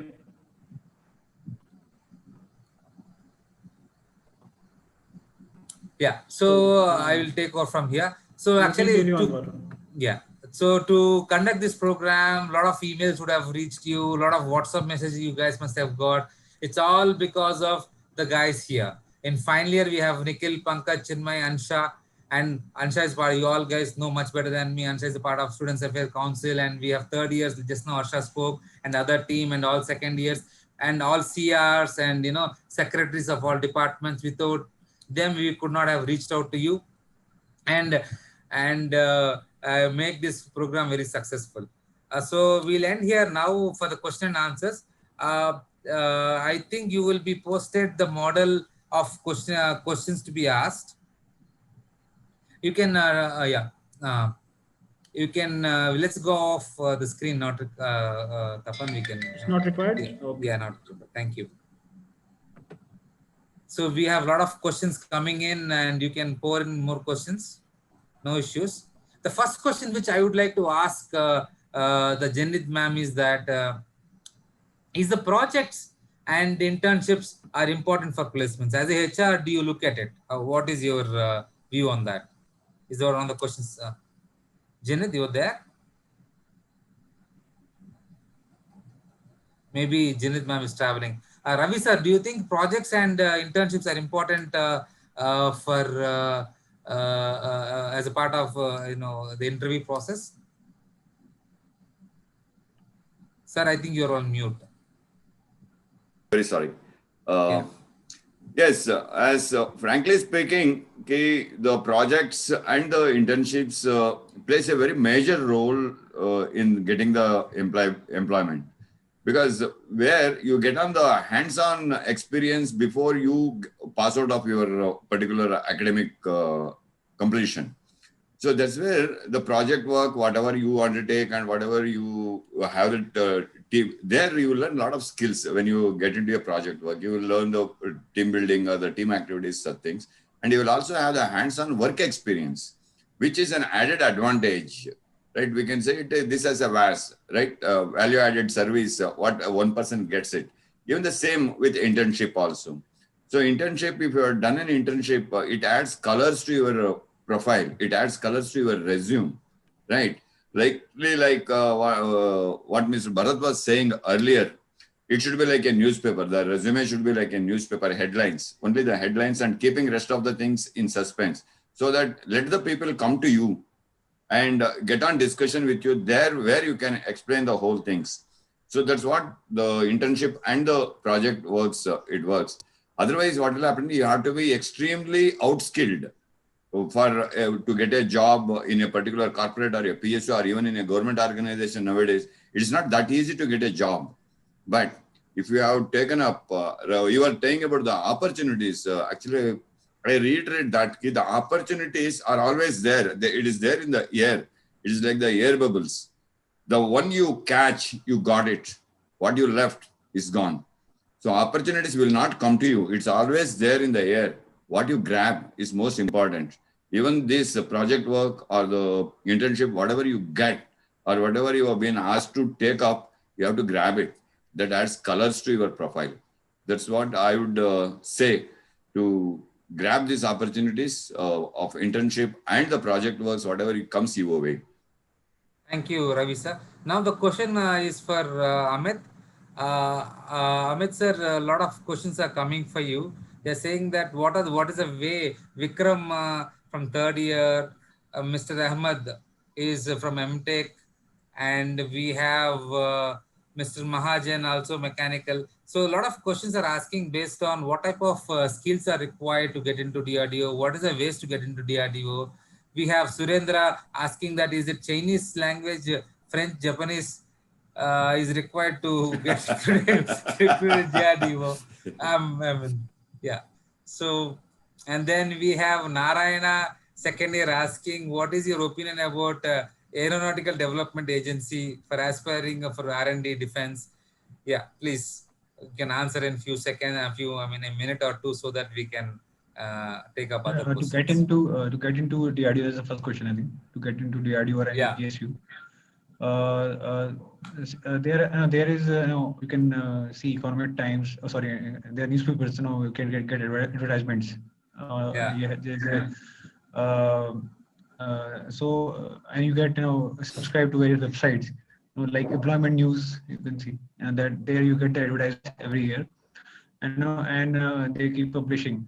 So they asking gate score.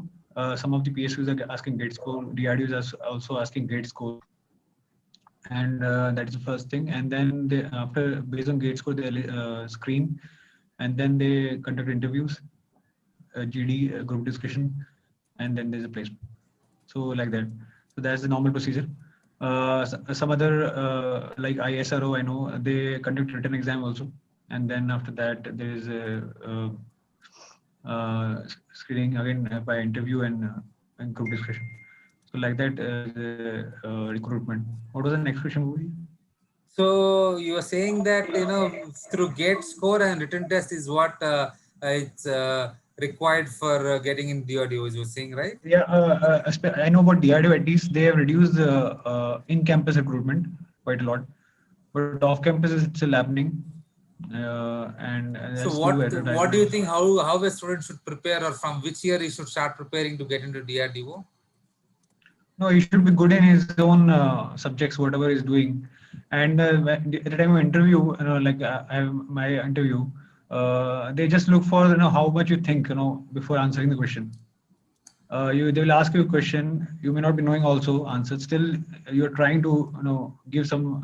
You may not be knowing exactly, but if you're thinking and telling them, trying to explain, and you are in actually not complete answer, but in at least partially you're giving the correct answer, and you're thinking, then this is one of the good way, So they think they look for some people who are thinking basically. They don't just mug up and come up. So this is important. So preparation is nothing but you have to prepare for gate. Obviously, gate score is required. So gate you give, and then get good score, and you being good in your subjects, one or two subjects. They ask question like which subject you like, and then they start asking in those subjects questions, and you must answer. Yeah. But So if you're not able to answer, you also partially should be at least you should give a message that you're thinking. Okay, got it. And we have Harika from mechanical third year. She's asking is that what she's asking is that in general we have a lot of gender gap in corporate world. So in DRDO also, do you have a gender gap? No, there's nothing like that. Uh, in fact, ladies are treated with more respect in government offices. So Okay. there's nothing like that. You're absolutely safe. So to add it on to what Amit sir was saying for particular, especially for that particular question about the gender gap. Okay. Gender gap is not what is created from the society. Gender gap is what is created within ourselves, where we hesitate to go forward and grab the opportunity. Right? Okay. Yeah. So gender gap never plays a role anywhere. Okay. And DRDO ladies are doing quite good work.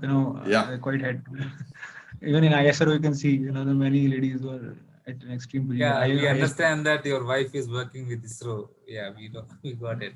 So I just like to add one point on the gender diversity question from a corporate perspective, right? From a non-government private institutes, is the gender equality there? In terms of numbers, let's be honest, it's not there. Are there equal female number of employees? Maybe in some companies, but are there equal female executives and female board members on any private company? Most of the time, no, right? So, but there is a lot of awareness and there's a lot of sense of respect and there's a lot of sense of inclusion that is happening today. It's very, very different. I can see in the last 15 years how it has changed. It has become very strategic, important to have diverse views to run a company, right? So diversity, gender is just one classic definition of diversity. But I live in the US, right? So there we have multicultural people, people who are from African American descent, Asian descent, local white folks. So there are people from all kinds of backgrounds, and even all different preferences as well, right? So they want to make sure that there is a good, healthy representation of all these different groups, because each one of them come with different experiences and they can add a different perspective to growth. One thing I would like to recommend to all the lady students on the line is, please look for a mentor early on in life. This applies to everybody, but more so women. If you can find strong women leaders in the companies that you join who mentor you, it always is helpful in getting the visibility more than just waiting, right? There could be equality in your company, there may not be, but that won't matter if you have a great mentor who can really give you that visibility and position you for the roles every time something comes up, right? So I just want to add that. Bharat. Janet, you are there? You could hear us? I thought she can. Anyway, she's striving. So Regarding ADA, one question was on ADA, right? ADA is a very good organization, sister of DRDO. So okay. it's doing Yeah. the same So job what DRDO does. yeah, one more important question what students are asking is that should I go do my masters or should I stop at bachelor's? So will it help me better if I have a master's? Will I get a better job? If I do a PhD, would I get even better job? Or so what should I do? So, and then now if I don't get a job, should I do masters? So, I mean, at different scenarios. So first question part A is that, would my job have an impact if I do an MTech or a BTech or a PhD? The second part of the question is that, if I don't get a job, should I do masters? Yeah, because, Bharat, you can start. Amit, everybody You can do share. Yeah. masters in general. I would like to go last because I don't have a masters and I may have a very peculiar opinion on it. So I'd like the other panelists to go first, if that's okay. Yeah, I hope I would answer this key. You see, doing masters is an added qualification to your academics, right? It is an extra feather onto your hat.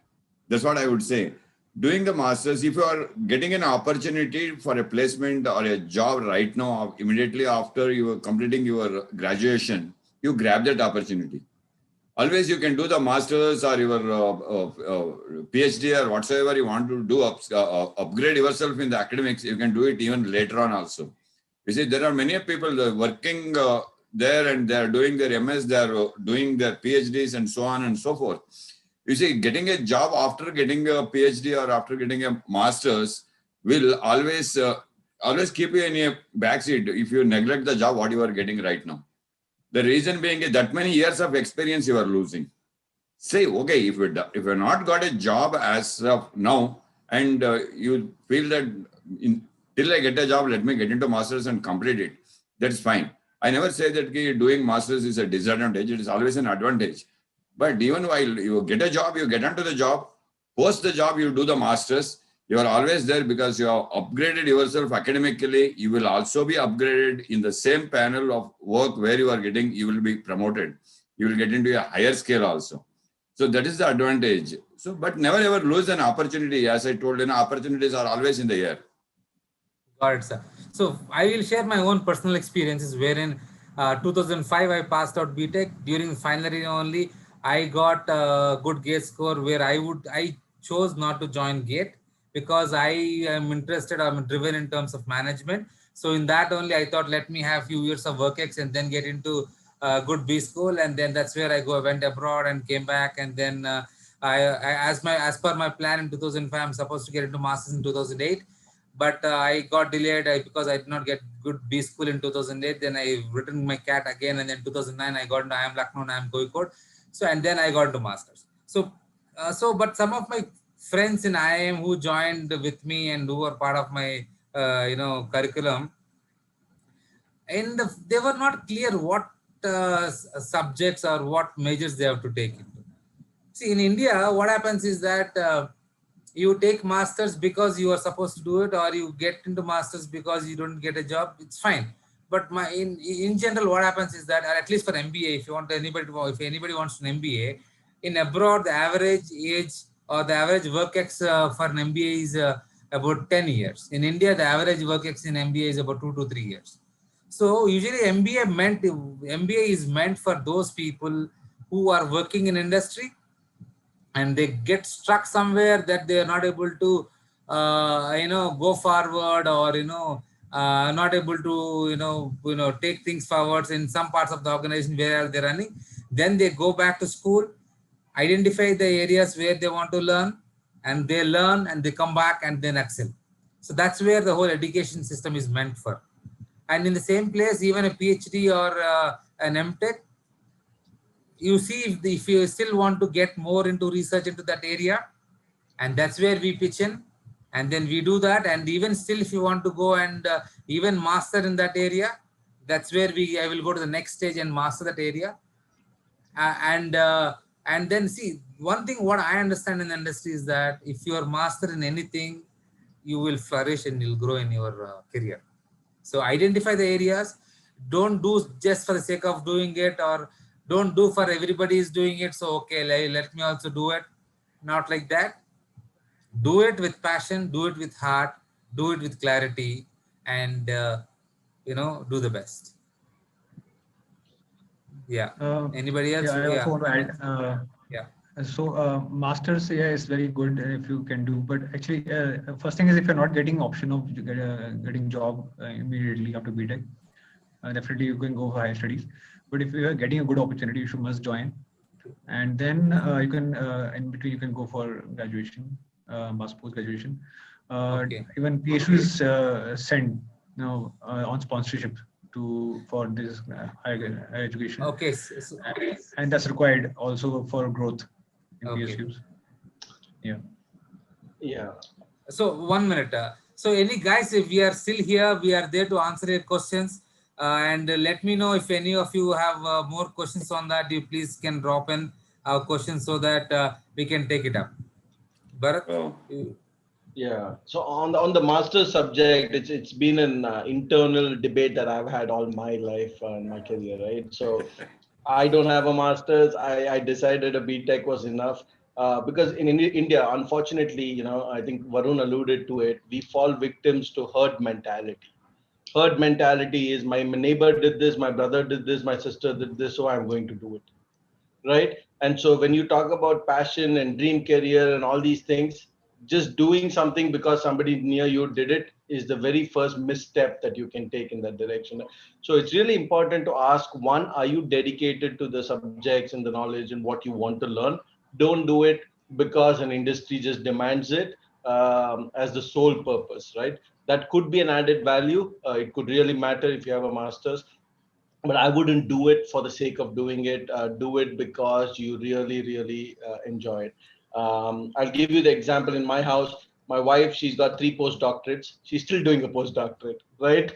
And I'm like, you keep studying and doing research. When are you going to stop, right? But she really enjoys it, which is perfectly fine, right? And I'm very happy. After my BTech, I decided that any job, I will go learn it on the job, and I don't need a degree or a school to learn it. But now, after 15 years, I'm actually getting some ideas, and I think I may want to go back to school, right? I'm thinking about it. So it's important. Don't fall into the herd mentality. In terms of jobs and placements, maybe you'll get 10,000 rupees or 20,000 rupees more salary because you're an MTech or a PhD. But that will be only for the 1 or 2 years. After you finish your degree, 2, 3 years down the line, I don't think people count it. Now, there could be specific industries where it matters, or government, but typically that differentiation that you got from higher degrees will vanish after, even if you do MBA from the top 10 institutes in the world. If you don't capitalize on it in the 2 or 3 years after the degree, that difference just goes away, right? So it really, I would just urge, don't fall into the herd mentality. Everybody around me is doing it, so I will do it. Get some experience, or at least know why you're doing it, and that you are going to enjoy it as you do it, right? So that's the only thing I would say. Yeah. So we have a question from Gautam Kadiala. He's saying that, sir, I am chemical second year student. What will be my future career options if I stick to my core subjects and his higher studies help? So he's saying that if he's sticking to chemical, what would be his future aspects? Ravi sir. Yeah, rightly, the question says ki if he is a chemical student in the engineering sector, you see there are wide ranges of jobs that are available once he graduates himself in that particular field, right? But going for a higher studies, again, rightly like what Mr. Bharat said and what even Mr. Amit also said, ki, it is just an added advantage. But if you are getting a job in that particular streamline, if it is your core subject, and that also you should also think how much you are involved in that core subject which you are doing, right? So based on that, if you get a job immediately on the chemical industry, you grab it. And you do the MS or you want to do MTech or you want to do, you get into any MBA business schools or whatever the thing it is, you can always do it. It is an added advantage. Rightly, like Amit sir said, you will be sponsored to go yourself for a higher educations in many organizations, not only in government organizations, even in the corporates, even in the PSUs. It is now it has become a trend because they also want some colors added to their employees. So they sponsor. You grab that opportunity. Don't waste the opportunity, whatever is coming your way now. Right? It's not the right time to think whether, because you are still in the second year, still 2 more years to go for you. I would always advise to concentrate on what you want to become from now onwards. You want to expertise yourself in that chemical engineering field. You do that. Then think of the next set of things, what is going to be done. That's what would be my piece of advice for Mr. Gautam. Yeah. Bharat, And just chemical industry in general, I think the reality is today's world, all of the manufacturing, all of the plastics and everything that you see, especially in the developed world, is not going away anytime soon, right? So chemical, I think industry as an industry itself, there is a lot of future. There are big multi-billion-dollar companies globally there. So, and I don't think it's going to fade away anytime soon. So just the sector itself and just the industry, I think has a bright future. And even petroleum and those which are related and allied industries are huge. So I used to live in Houston, which is the petroleum kind of capital of the world, right? That's where all the biggest oil companies are controlled from. They loved chemical engineers. They're one of the highest paid. They have great jobs. They can be in offices and do all kinds of things, or they could even go offshore to a rig and work, right? It just depends on each one's interest and passion, but there is future from what I've seen. Yeah. So, but one point I also want to add is that it's about where your heart goes. So, if a person could, what do you call that, could define, could, understand himself or can find out what you call that, what he likes. That's where the whole thing is about career. It's just that if person does not like particular thing, but because of some reasons he has to do the job, then what happens is that over the period of time, he will not be able to do a sustainable job. He'll be forcing himself to do the job, but he will not get interested in the job. So what happens? He'll get stuck. He will not grow in his career. So what we advise or what we suggest is that money is important, no doubt about it. But it's always better to identify or do that soul search and find out where is your heart lies in. And then don't worry about money. In a sense, it's fine. A lot of people say a lot of things. Oh, you don't get a job, or you got with very less salary, and that this and blah blah blah.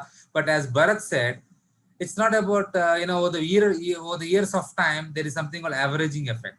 So most of them will have a similar salaries, or almost same salaries once you grow up. What the, in 15 years time, 20 years time, and all is more important is that where your heart goes in. So we have next question here.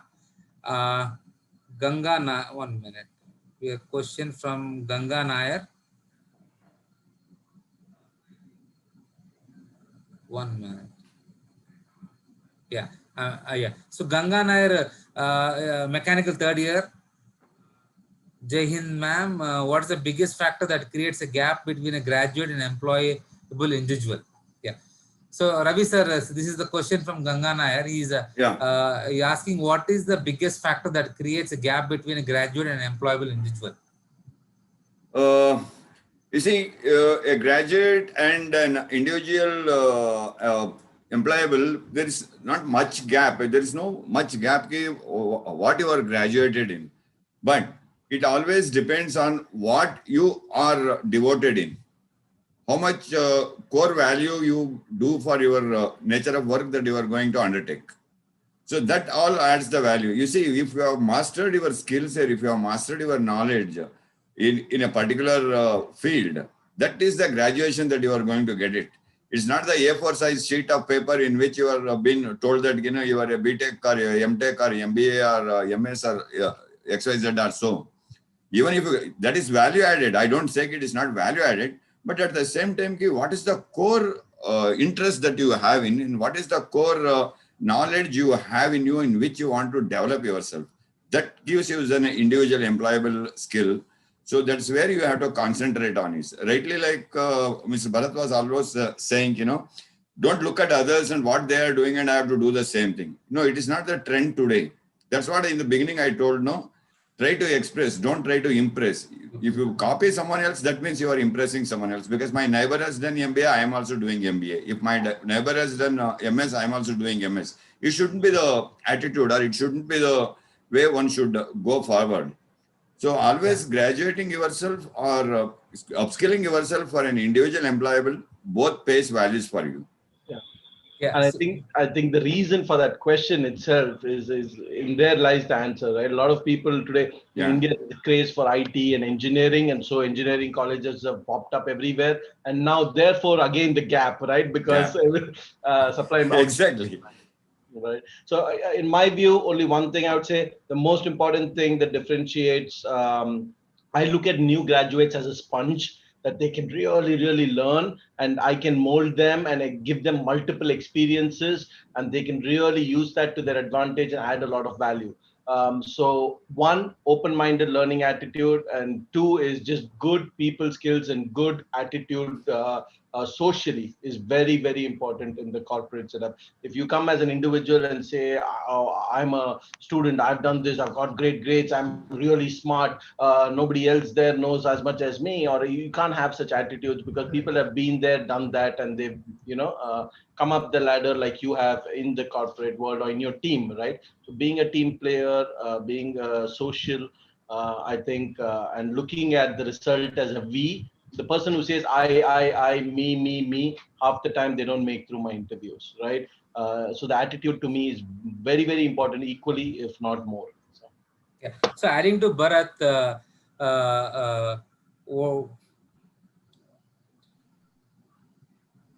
yeah. So I was actually, as a part of placement representative, I was interacting with during my college days itself. I was interacting with a few HRs, and the HR was telling is that we can develop aptitude, but we cannot develop attitude. So what they look at students is the right amount of attitude, right set of attitude. And then attitude, we all come from different backgrounds and different family structures, economic structures, and things like that. But attitude is something which everybody can develop. We can inculcate the attitude, no doubt about it. So that's where we are actually also part of, as a skill craft team. We are, we understand the importance of attitude, and that's where we are conducting personality development courses. So attitude is very important. We have to cautiously, Rome was not built in a day. We have to cautiously cultivate attitude. If we don't know, then we can reach out to seniors and ask them what should be the attitude. Or if we don't know, then there are a lot of books are available which can help us to develop our attitude. Let's take up next question. Yeah. Bharat, the question is that I'm a third year mechanical student. This is Midun Suresh. He's saying that should I do an MTech, or if I want to do masters in mechanical engineering, should I do it in India or should I do abroad? It really doesn't matter, in my opinion, on where you do your masters, as long as you know. I think more important is you know what you want to do your masters in, right? In mechanical is a very broad subject. So do you know what exactly in mechanical you like? Answer, I would ask that question, and then I would just make a list of the top 10 places, in India or globally, and globally, that cater to that field or your choice of interest, your subject of interest. And I would have a strategy that does both, right? Apply for them in India and apply for them abroad as well. So that's how I would do it, so that you are open to both. Again, it depends on your long-term vision on where you want to do. If you want to do get into advanced research, and really that's your passion of the whole subject matter, then maybe abroad is a good idea, because the culture of research and advanced studies, and that being respected in the industry, getting great R&D jobs, is very good. Unlike, there are places like DRDO and some research institutes which really respect that and give that opportunity in India. Few, but they're very far and few between, and those jobs are lesser. But abroad, every company has an R&D division. Everyone has PhDs in those subjects. So the opportunities could be more. So really, Amit, if you want to stick to it and go all the way, I would do that. Yeah, thanks, Bharat. Amit, what is you think? I mean, you are a mechanical engineer, and what do you think we should do it in India or abroad? What is your view? Yeah. No, that's what I think. If to work in the industry field, even MTech also not necessary. Actually, you just join in, and you anyway whatever you studied in BTech or MTech also will not be so useful immediately. No, it Okay. depends on the field, and you have to learn a new area yourself, after going there. So you should never stop learning. Whatever field you're joining, there new competencies you have to develop and work. Okay. Ravi sir, And what is your yeah. view? Yes, added on to this, I will simply ask the students to ask themselves a question: what is ask? Right? That is where the attitude, skill, and the knowledge plays the game for you to be employed. Right? Doing a master's in your own country or in the foreign nations, again, is not the way one should have the perception right now. You see, doing masters is always an added advantage. So what does it gives you? It gives you only the last part of the ask, that is the knowledge. But as long as you doesn't implement that particular knowledge in the field where you are working into, then your second part of the ask, that is yes, will not get improved. That is skills. So to improve your skill and knowledge, you should have the very first letter, that is A, that is the attitude. So that's where you tend to move ahead with your qualifications. That's where you tend to move ahead with your lifestyle, whether it is your professional or personal lifestyle. So ask everyone by oneself, what is ask? Get the answer. What is attitude? What is skill? And what is knowledge? Then you will be able to make out yourself to take the decision. That's what I told you in the employability skills. The decision making and the conflict managements are the more core skills one should have. So that's what I would really love to say. Where you do it is not a matter at all. Only the thing is that the colorful A4 size sheet, whatever you get, that matters. No, it doesn't matter. Yeah. So my view is that I came from, I was working in Dubai. I came to India to go US to do my MBA in, master's in business in US. Then something changed. I was actually going for a GMAT Institute for Training, and then this one question struck me, saying that I was asking the guy who's trainer. I asked him why do people go abroad to GMAT, and he was funnily answering, those who don't get in India go abroad. In the sense, so we do have good institutes in India, the best of the institutes in the world comparatively. So then I thought, let me be in India, let me try here. And then I got into IIM Kozhikode and IIM Lucknow, and then that's where I was satisfied doing in India. And then family also, I want to be here, but it depends. It's all about how you are structured, or what do you want to achieve, or how you are, both your in terms of social and economical things are thing, or the area of your interest is in a specific university, then you can go abroad, or you have aspirations to go abroad and settle there, then that definitely will help you out. There are three more questions. One very interesting question which I have got from Sangeet Bharat, final year, is that anyone in the panel can answer. What kind of an impact does your first job place in shaping one's own career or professional life? It's an amazing question, which I feel. Right. Amazing question. Okay, Yeah. please carry on, Bharat. I'm glad you asked that question. My answer is, to this date, in my 15 years of experience, the very first year of my job was the most profound for me in terms of change.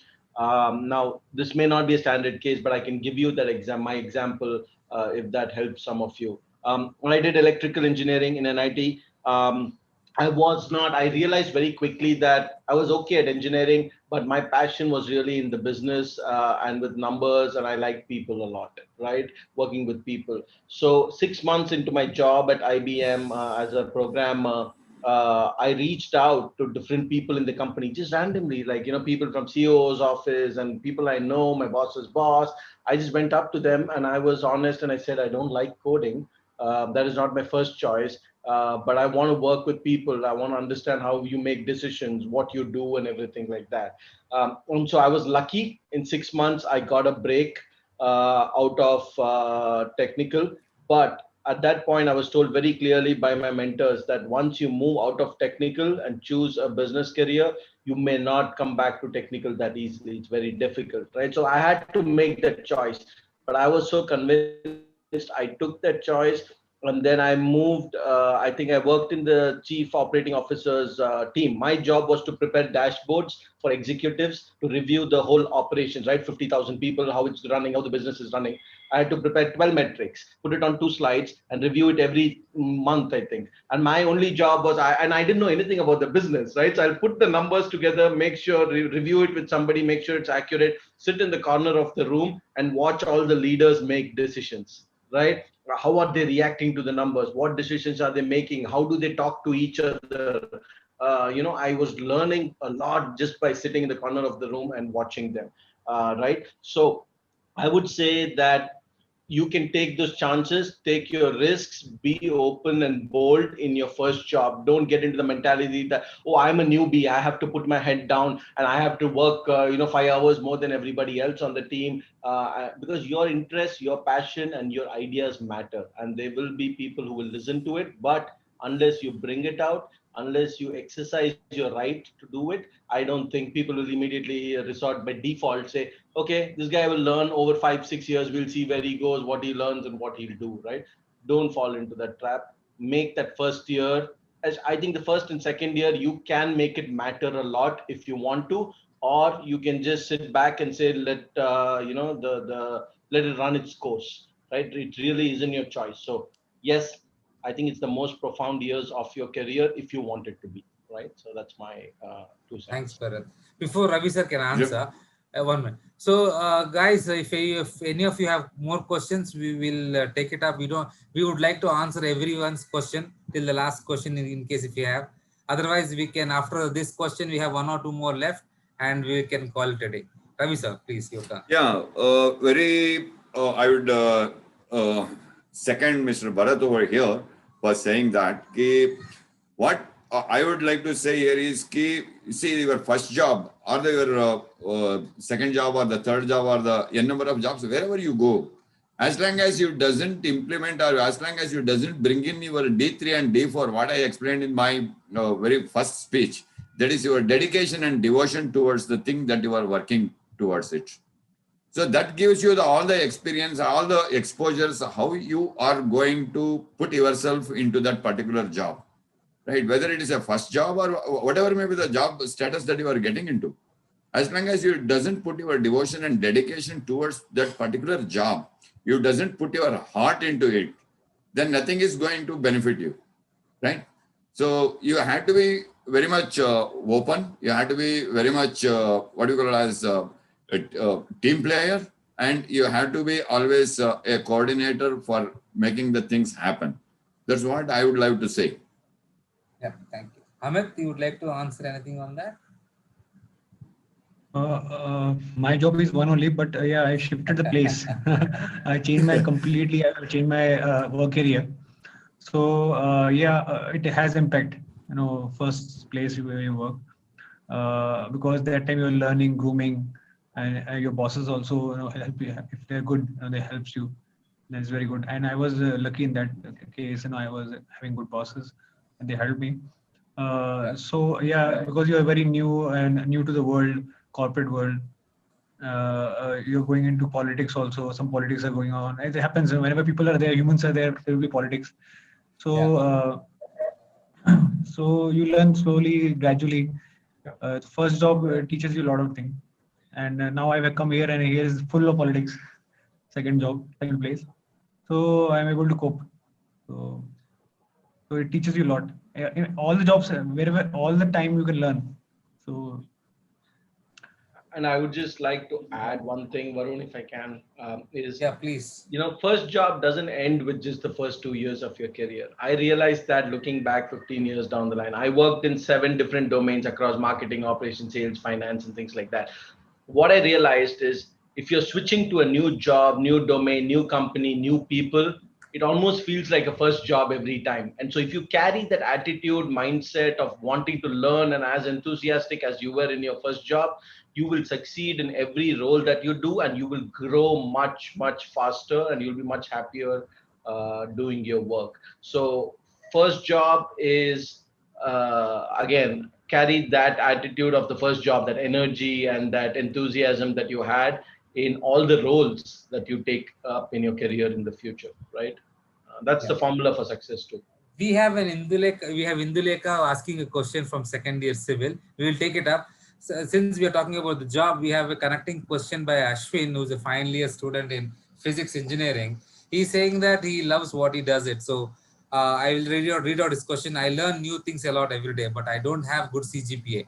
I don't have recognizable projects, but I'm contented and satisfied with what I have and learn. Will the recruiters be able to find out such a hypothetical guy in the placement process? Uh, So, who do you want to target that question to? yeah, anybody, please. The Anybody. forum is open. I can speak from experience of being a placement rep. I remember negotiating with one company where they said the cutoff was 60%, 70%. This was back in REC days, guys. There was no CGPA back then, right? We were REC first batch of NIT. So I remember down negotiating with them and telling them that the really, really bright students are also ones that have arrears. So don't exclude them. And I told them that you can come to our campus only if you take people with current arrears, give them 6 months to finish it. And you know what? Now I go back and I'm in touch with those guys on LinkedIn. 3, 4 of them are one of the best performing and really successful guys that I am seeing, right? So it doesn't matter if you have low GPA. Yes, you need to be a little lucky to get a break, maybe, but otherwise it still doesn't matter. Start in a good place, get into a company, and then people, if you're really passionate as you described, people will immediately see that and they'll forget your past. They won't go back and ask what is your second year, third year GPA once you get into a job. They don't care about your GPA once you get in, right? So get into a place and then you move around and pursue your passion and show your passion. It will all fall in place. So absolutely, your the fact that you actually have passion areas and you really like what you're doing, I think that itself makes you very unique, and it'll make you succeed. So be optimistic. I think sky Yeah, is the limit for you. yeah. You were saying that continue your passion, right? That will drive him. That will get you. And keep an open mind. You may not start in your area of passion. You may get into a company because you need a job, but use that as the stepping stone. Look at it as a set of stairs that you're climbing. Your first stair is not where you want to go. Your first step in a building, right? That's not your destination. So use that as a first step, and then you use your passion to go in whichever direction you want, right? So be patient in the first job when you get in, and then go on. Ravi sir, if you have anything to add Yes, on. rightly like what Mr. Bharat said, CGPA doesn't play that major role because you are always your knowledge plays the major role here, right? Because you are having a passion towards a particular subject and you are very much interested in that. You are developing a good skill and a good knowledge on that particular subject. So that passion automatically takes you to the next P, that is the next level. That becomes your profession, right? So when you get into that professional level, then that profession will take you to the next level of P. That is, you will become the professionalist of that particular thing. So not bother about whatever the band you have got or whatever the CGPA that you are having it, right? Just concentrate on what you are good at and what is your passion and how much implementations you can bring into your knowledge. That's where the area you have to hardly work in. You have to work hard and you have to go ahead. Don't simply divert your mind from your area of interest to the area of CGPA. Right. I'm forced to reiterate that whatever the CGPA score you get it on a A4 sheet, that doesn't play any major role at all. Whatever you do it practically and whatever you prove with your hands, that plays a major role. So be yourself, be open-minded, be open-hearted, go ahead, move on. But yeah, I agree with Ravi sir. But sometimes our mind tricks that tomorrow exam, it impacts my CGPA, but my future does not matter. If CGPA does not matter. So you see, it doesn't mean that. Yeah, rightly like what Mr. Bharat said, to get onto a stair, if you are staying on a first floor, you cannot say that I have to aim only at the first floor. The first thing is that you have to aim at your first stair. What is there at the bottom? Right? You cannot just hop onto the stair. Yeah. So you still have to do your job as a student. You have to do your job. You have to be good at your basics. You have to stick to your basics. The bare minimum CGPA, what is required for getting that should be there. It's not just neglecting. I didn't say neglect CGPA, but I said don't get diverted. Yeah. Don't get diverted because of that. Yeah. One of my friend, after seeing 3 Idiots, dropped off from IIM. So it has an influence. So I don't know how do you derive things from the thing. So we have we will take this last question from Induleka. I hope she's still there and watching, the thing. She's a second year student. Are there good job opportunity for civil engineering after BTech?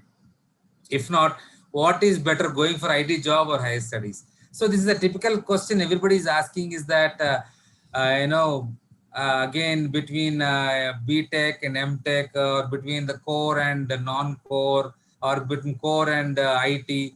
So we have given a common answer for all of them, saying that it is where your heart grows. People in whatever I experience, I also have gone through it. I have guided a lot of students who have gone through it.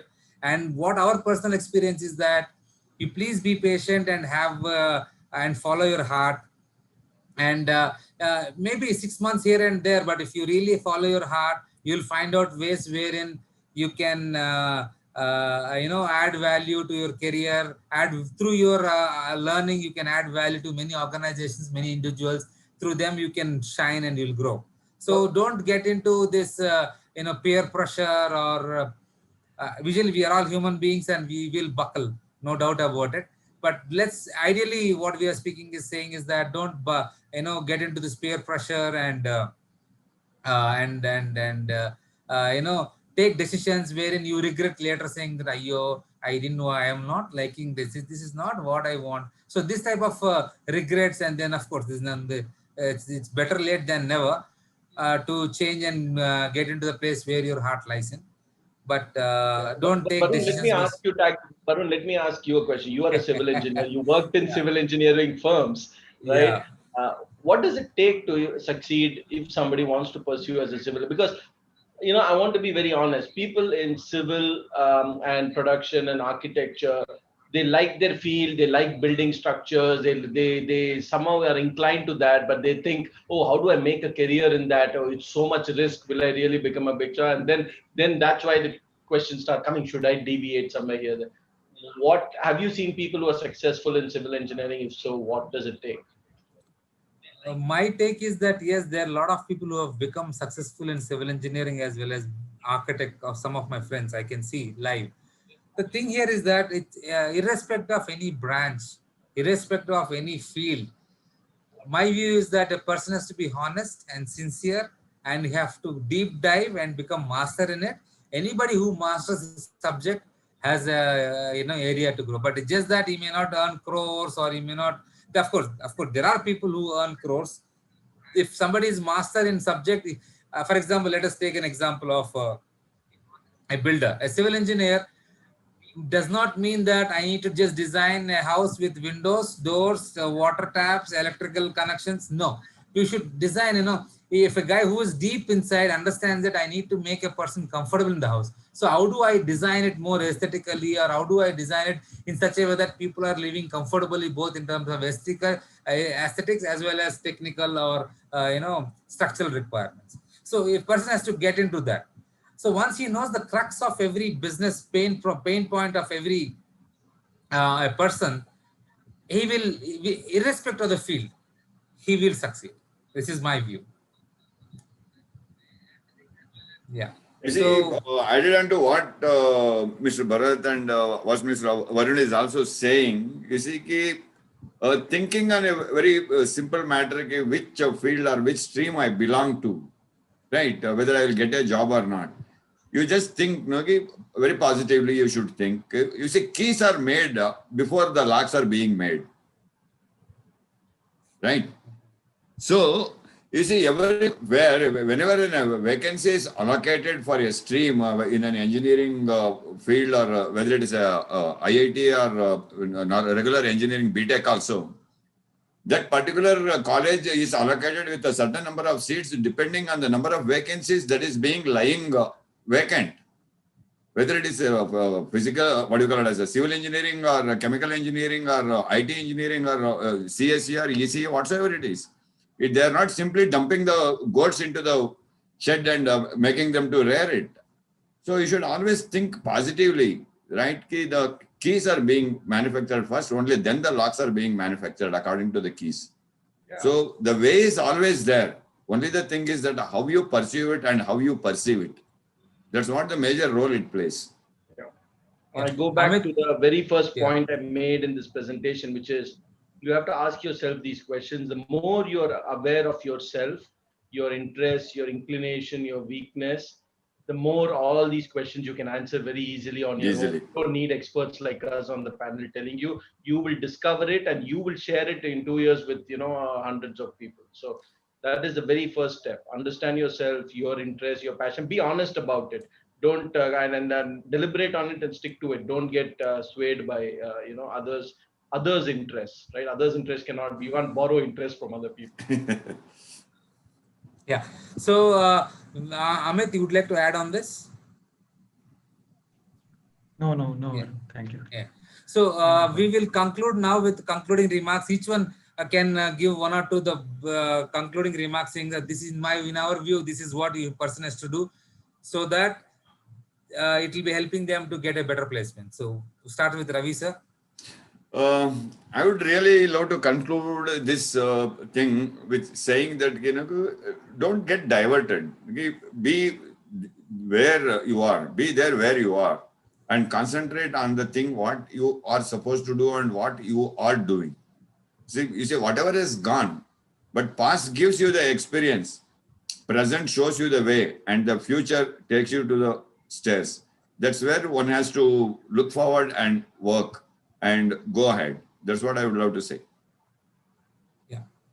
Amit, you would like to give your concluding remarks? I hope I just want to say that same thing. You should always try to be always positive. And there may be some you may be thinking negatively that civil engineering. So how may I get a job or not? So there will be options. You can go for EAS and so many things. Different jobs you can try, and so never give hope. Okay, and try and develop some skills. You be part of this Skillcraft. You can learn some skills there, and that will help to develop some skills to get job.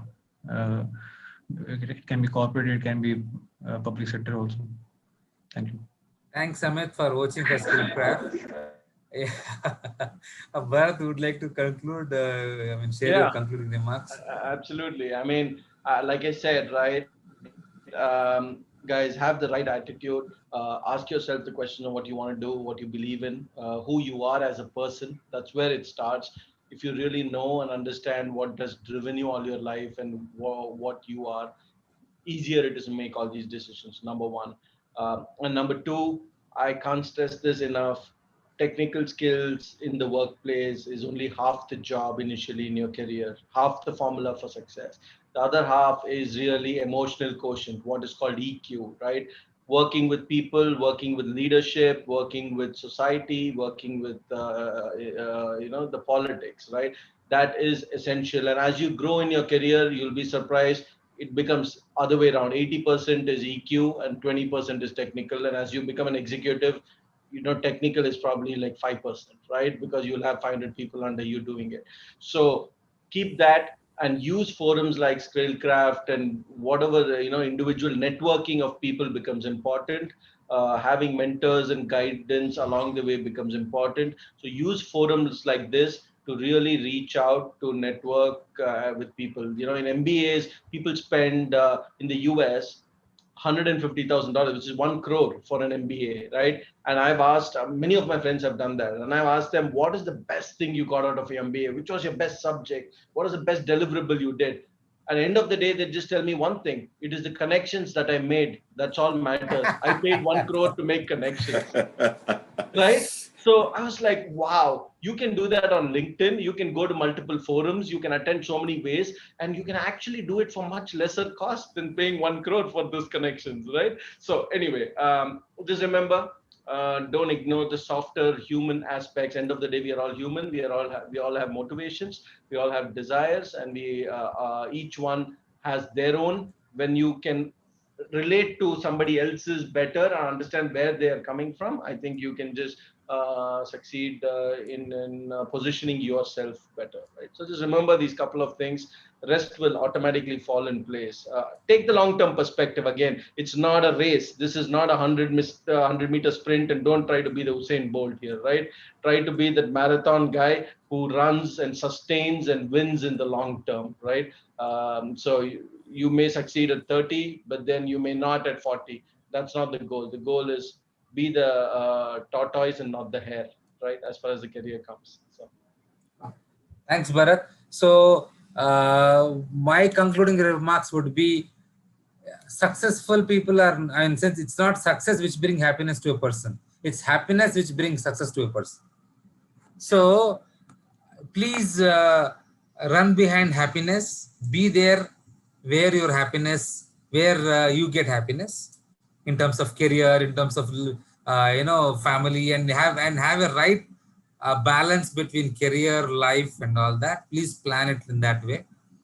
And whatever I have seen, that everybody is becoming successful, will become successful. Just keep doing it, doing it. And at any point of time, any question, any help, if you can reach out to us, we are there to help you as much as we can in whatever the possible ways we can. And with that, I would like to thank all the panelists, Ravi sir, Amit sir, Bharat sir, for joining us. I think we missed Janet. She's driving, and we should also thank her a lot for being part of this program. And I hope this 2.5 hours of your investment of your time will have brought some clarity in your thought process regarding your placements in your career. And hope to be connected with you more. Thank you, Varun. Thank you all. Panelists, and everybody, all the questions. Hope, Great learning. Yeah. Yeah. And it's Be the best safe. meeting. I have to be honest, it's the best meeting I've had in many, many months, right? Better than any of my office meetings. I really enjoyed this. Thank you, everybody, for the participation. Yeah. Thank you, Please. everyone. Thank you, Varun. Yeah, all of you, Amit, please sir. be safe. Use sanitizers. Use your masks, and please be careful and take care of your elders and yourself. Yeah. Thank you. Let's Thank you. stop Thanks. streaming. Yeah. Yeah. Thank Have you. a good night, everybody. Thank you. Yeah. Bye-bye.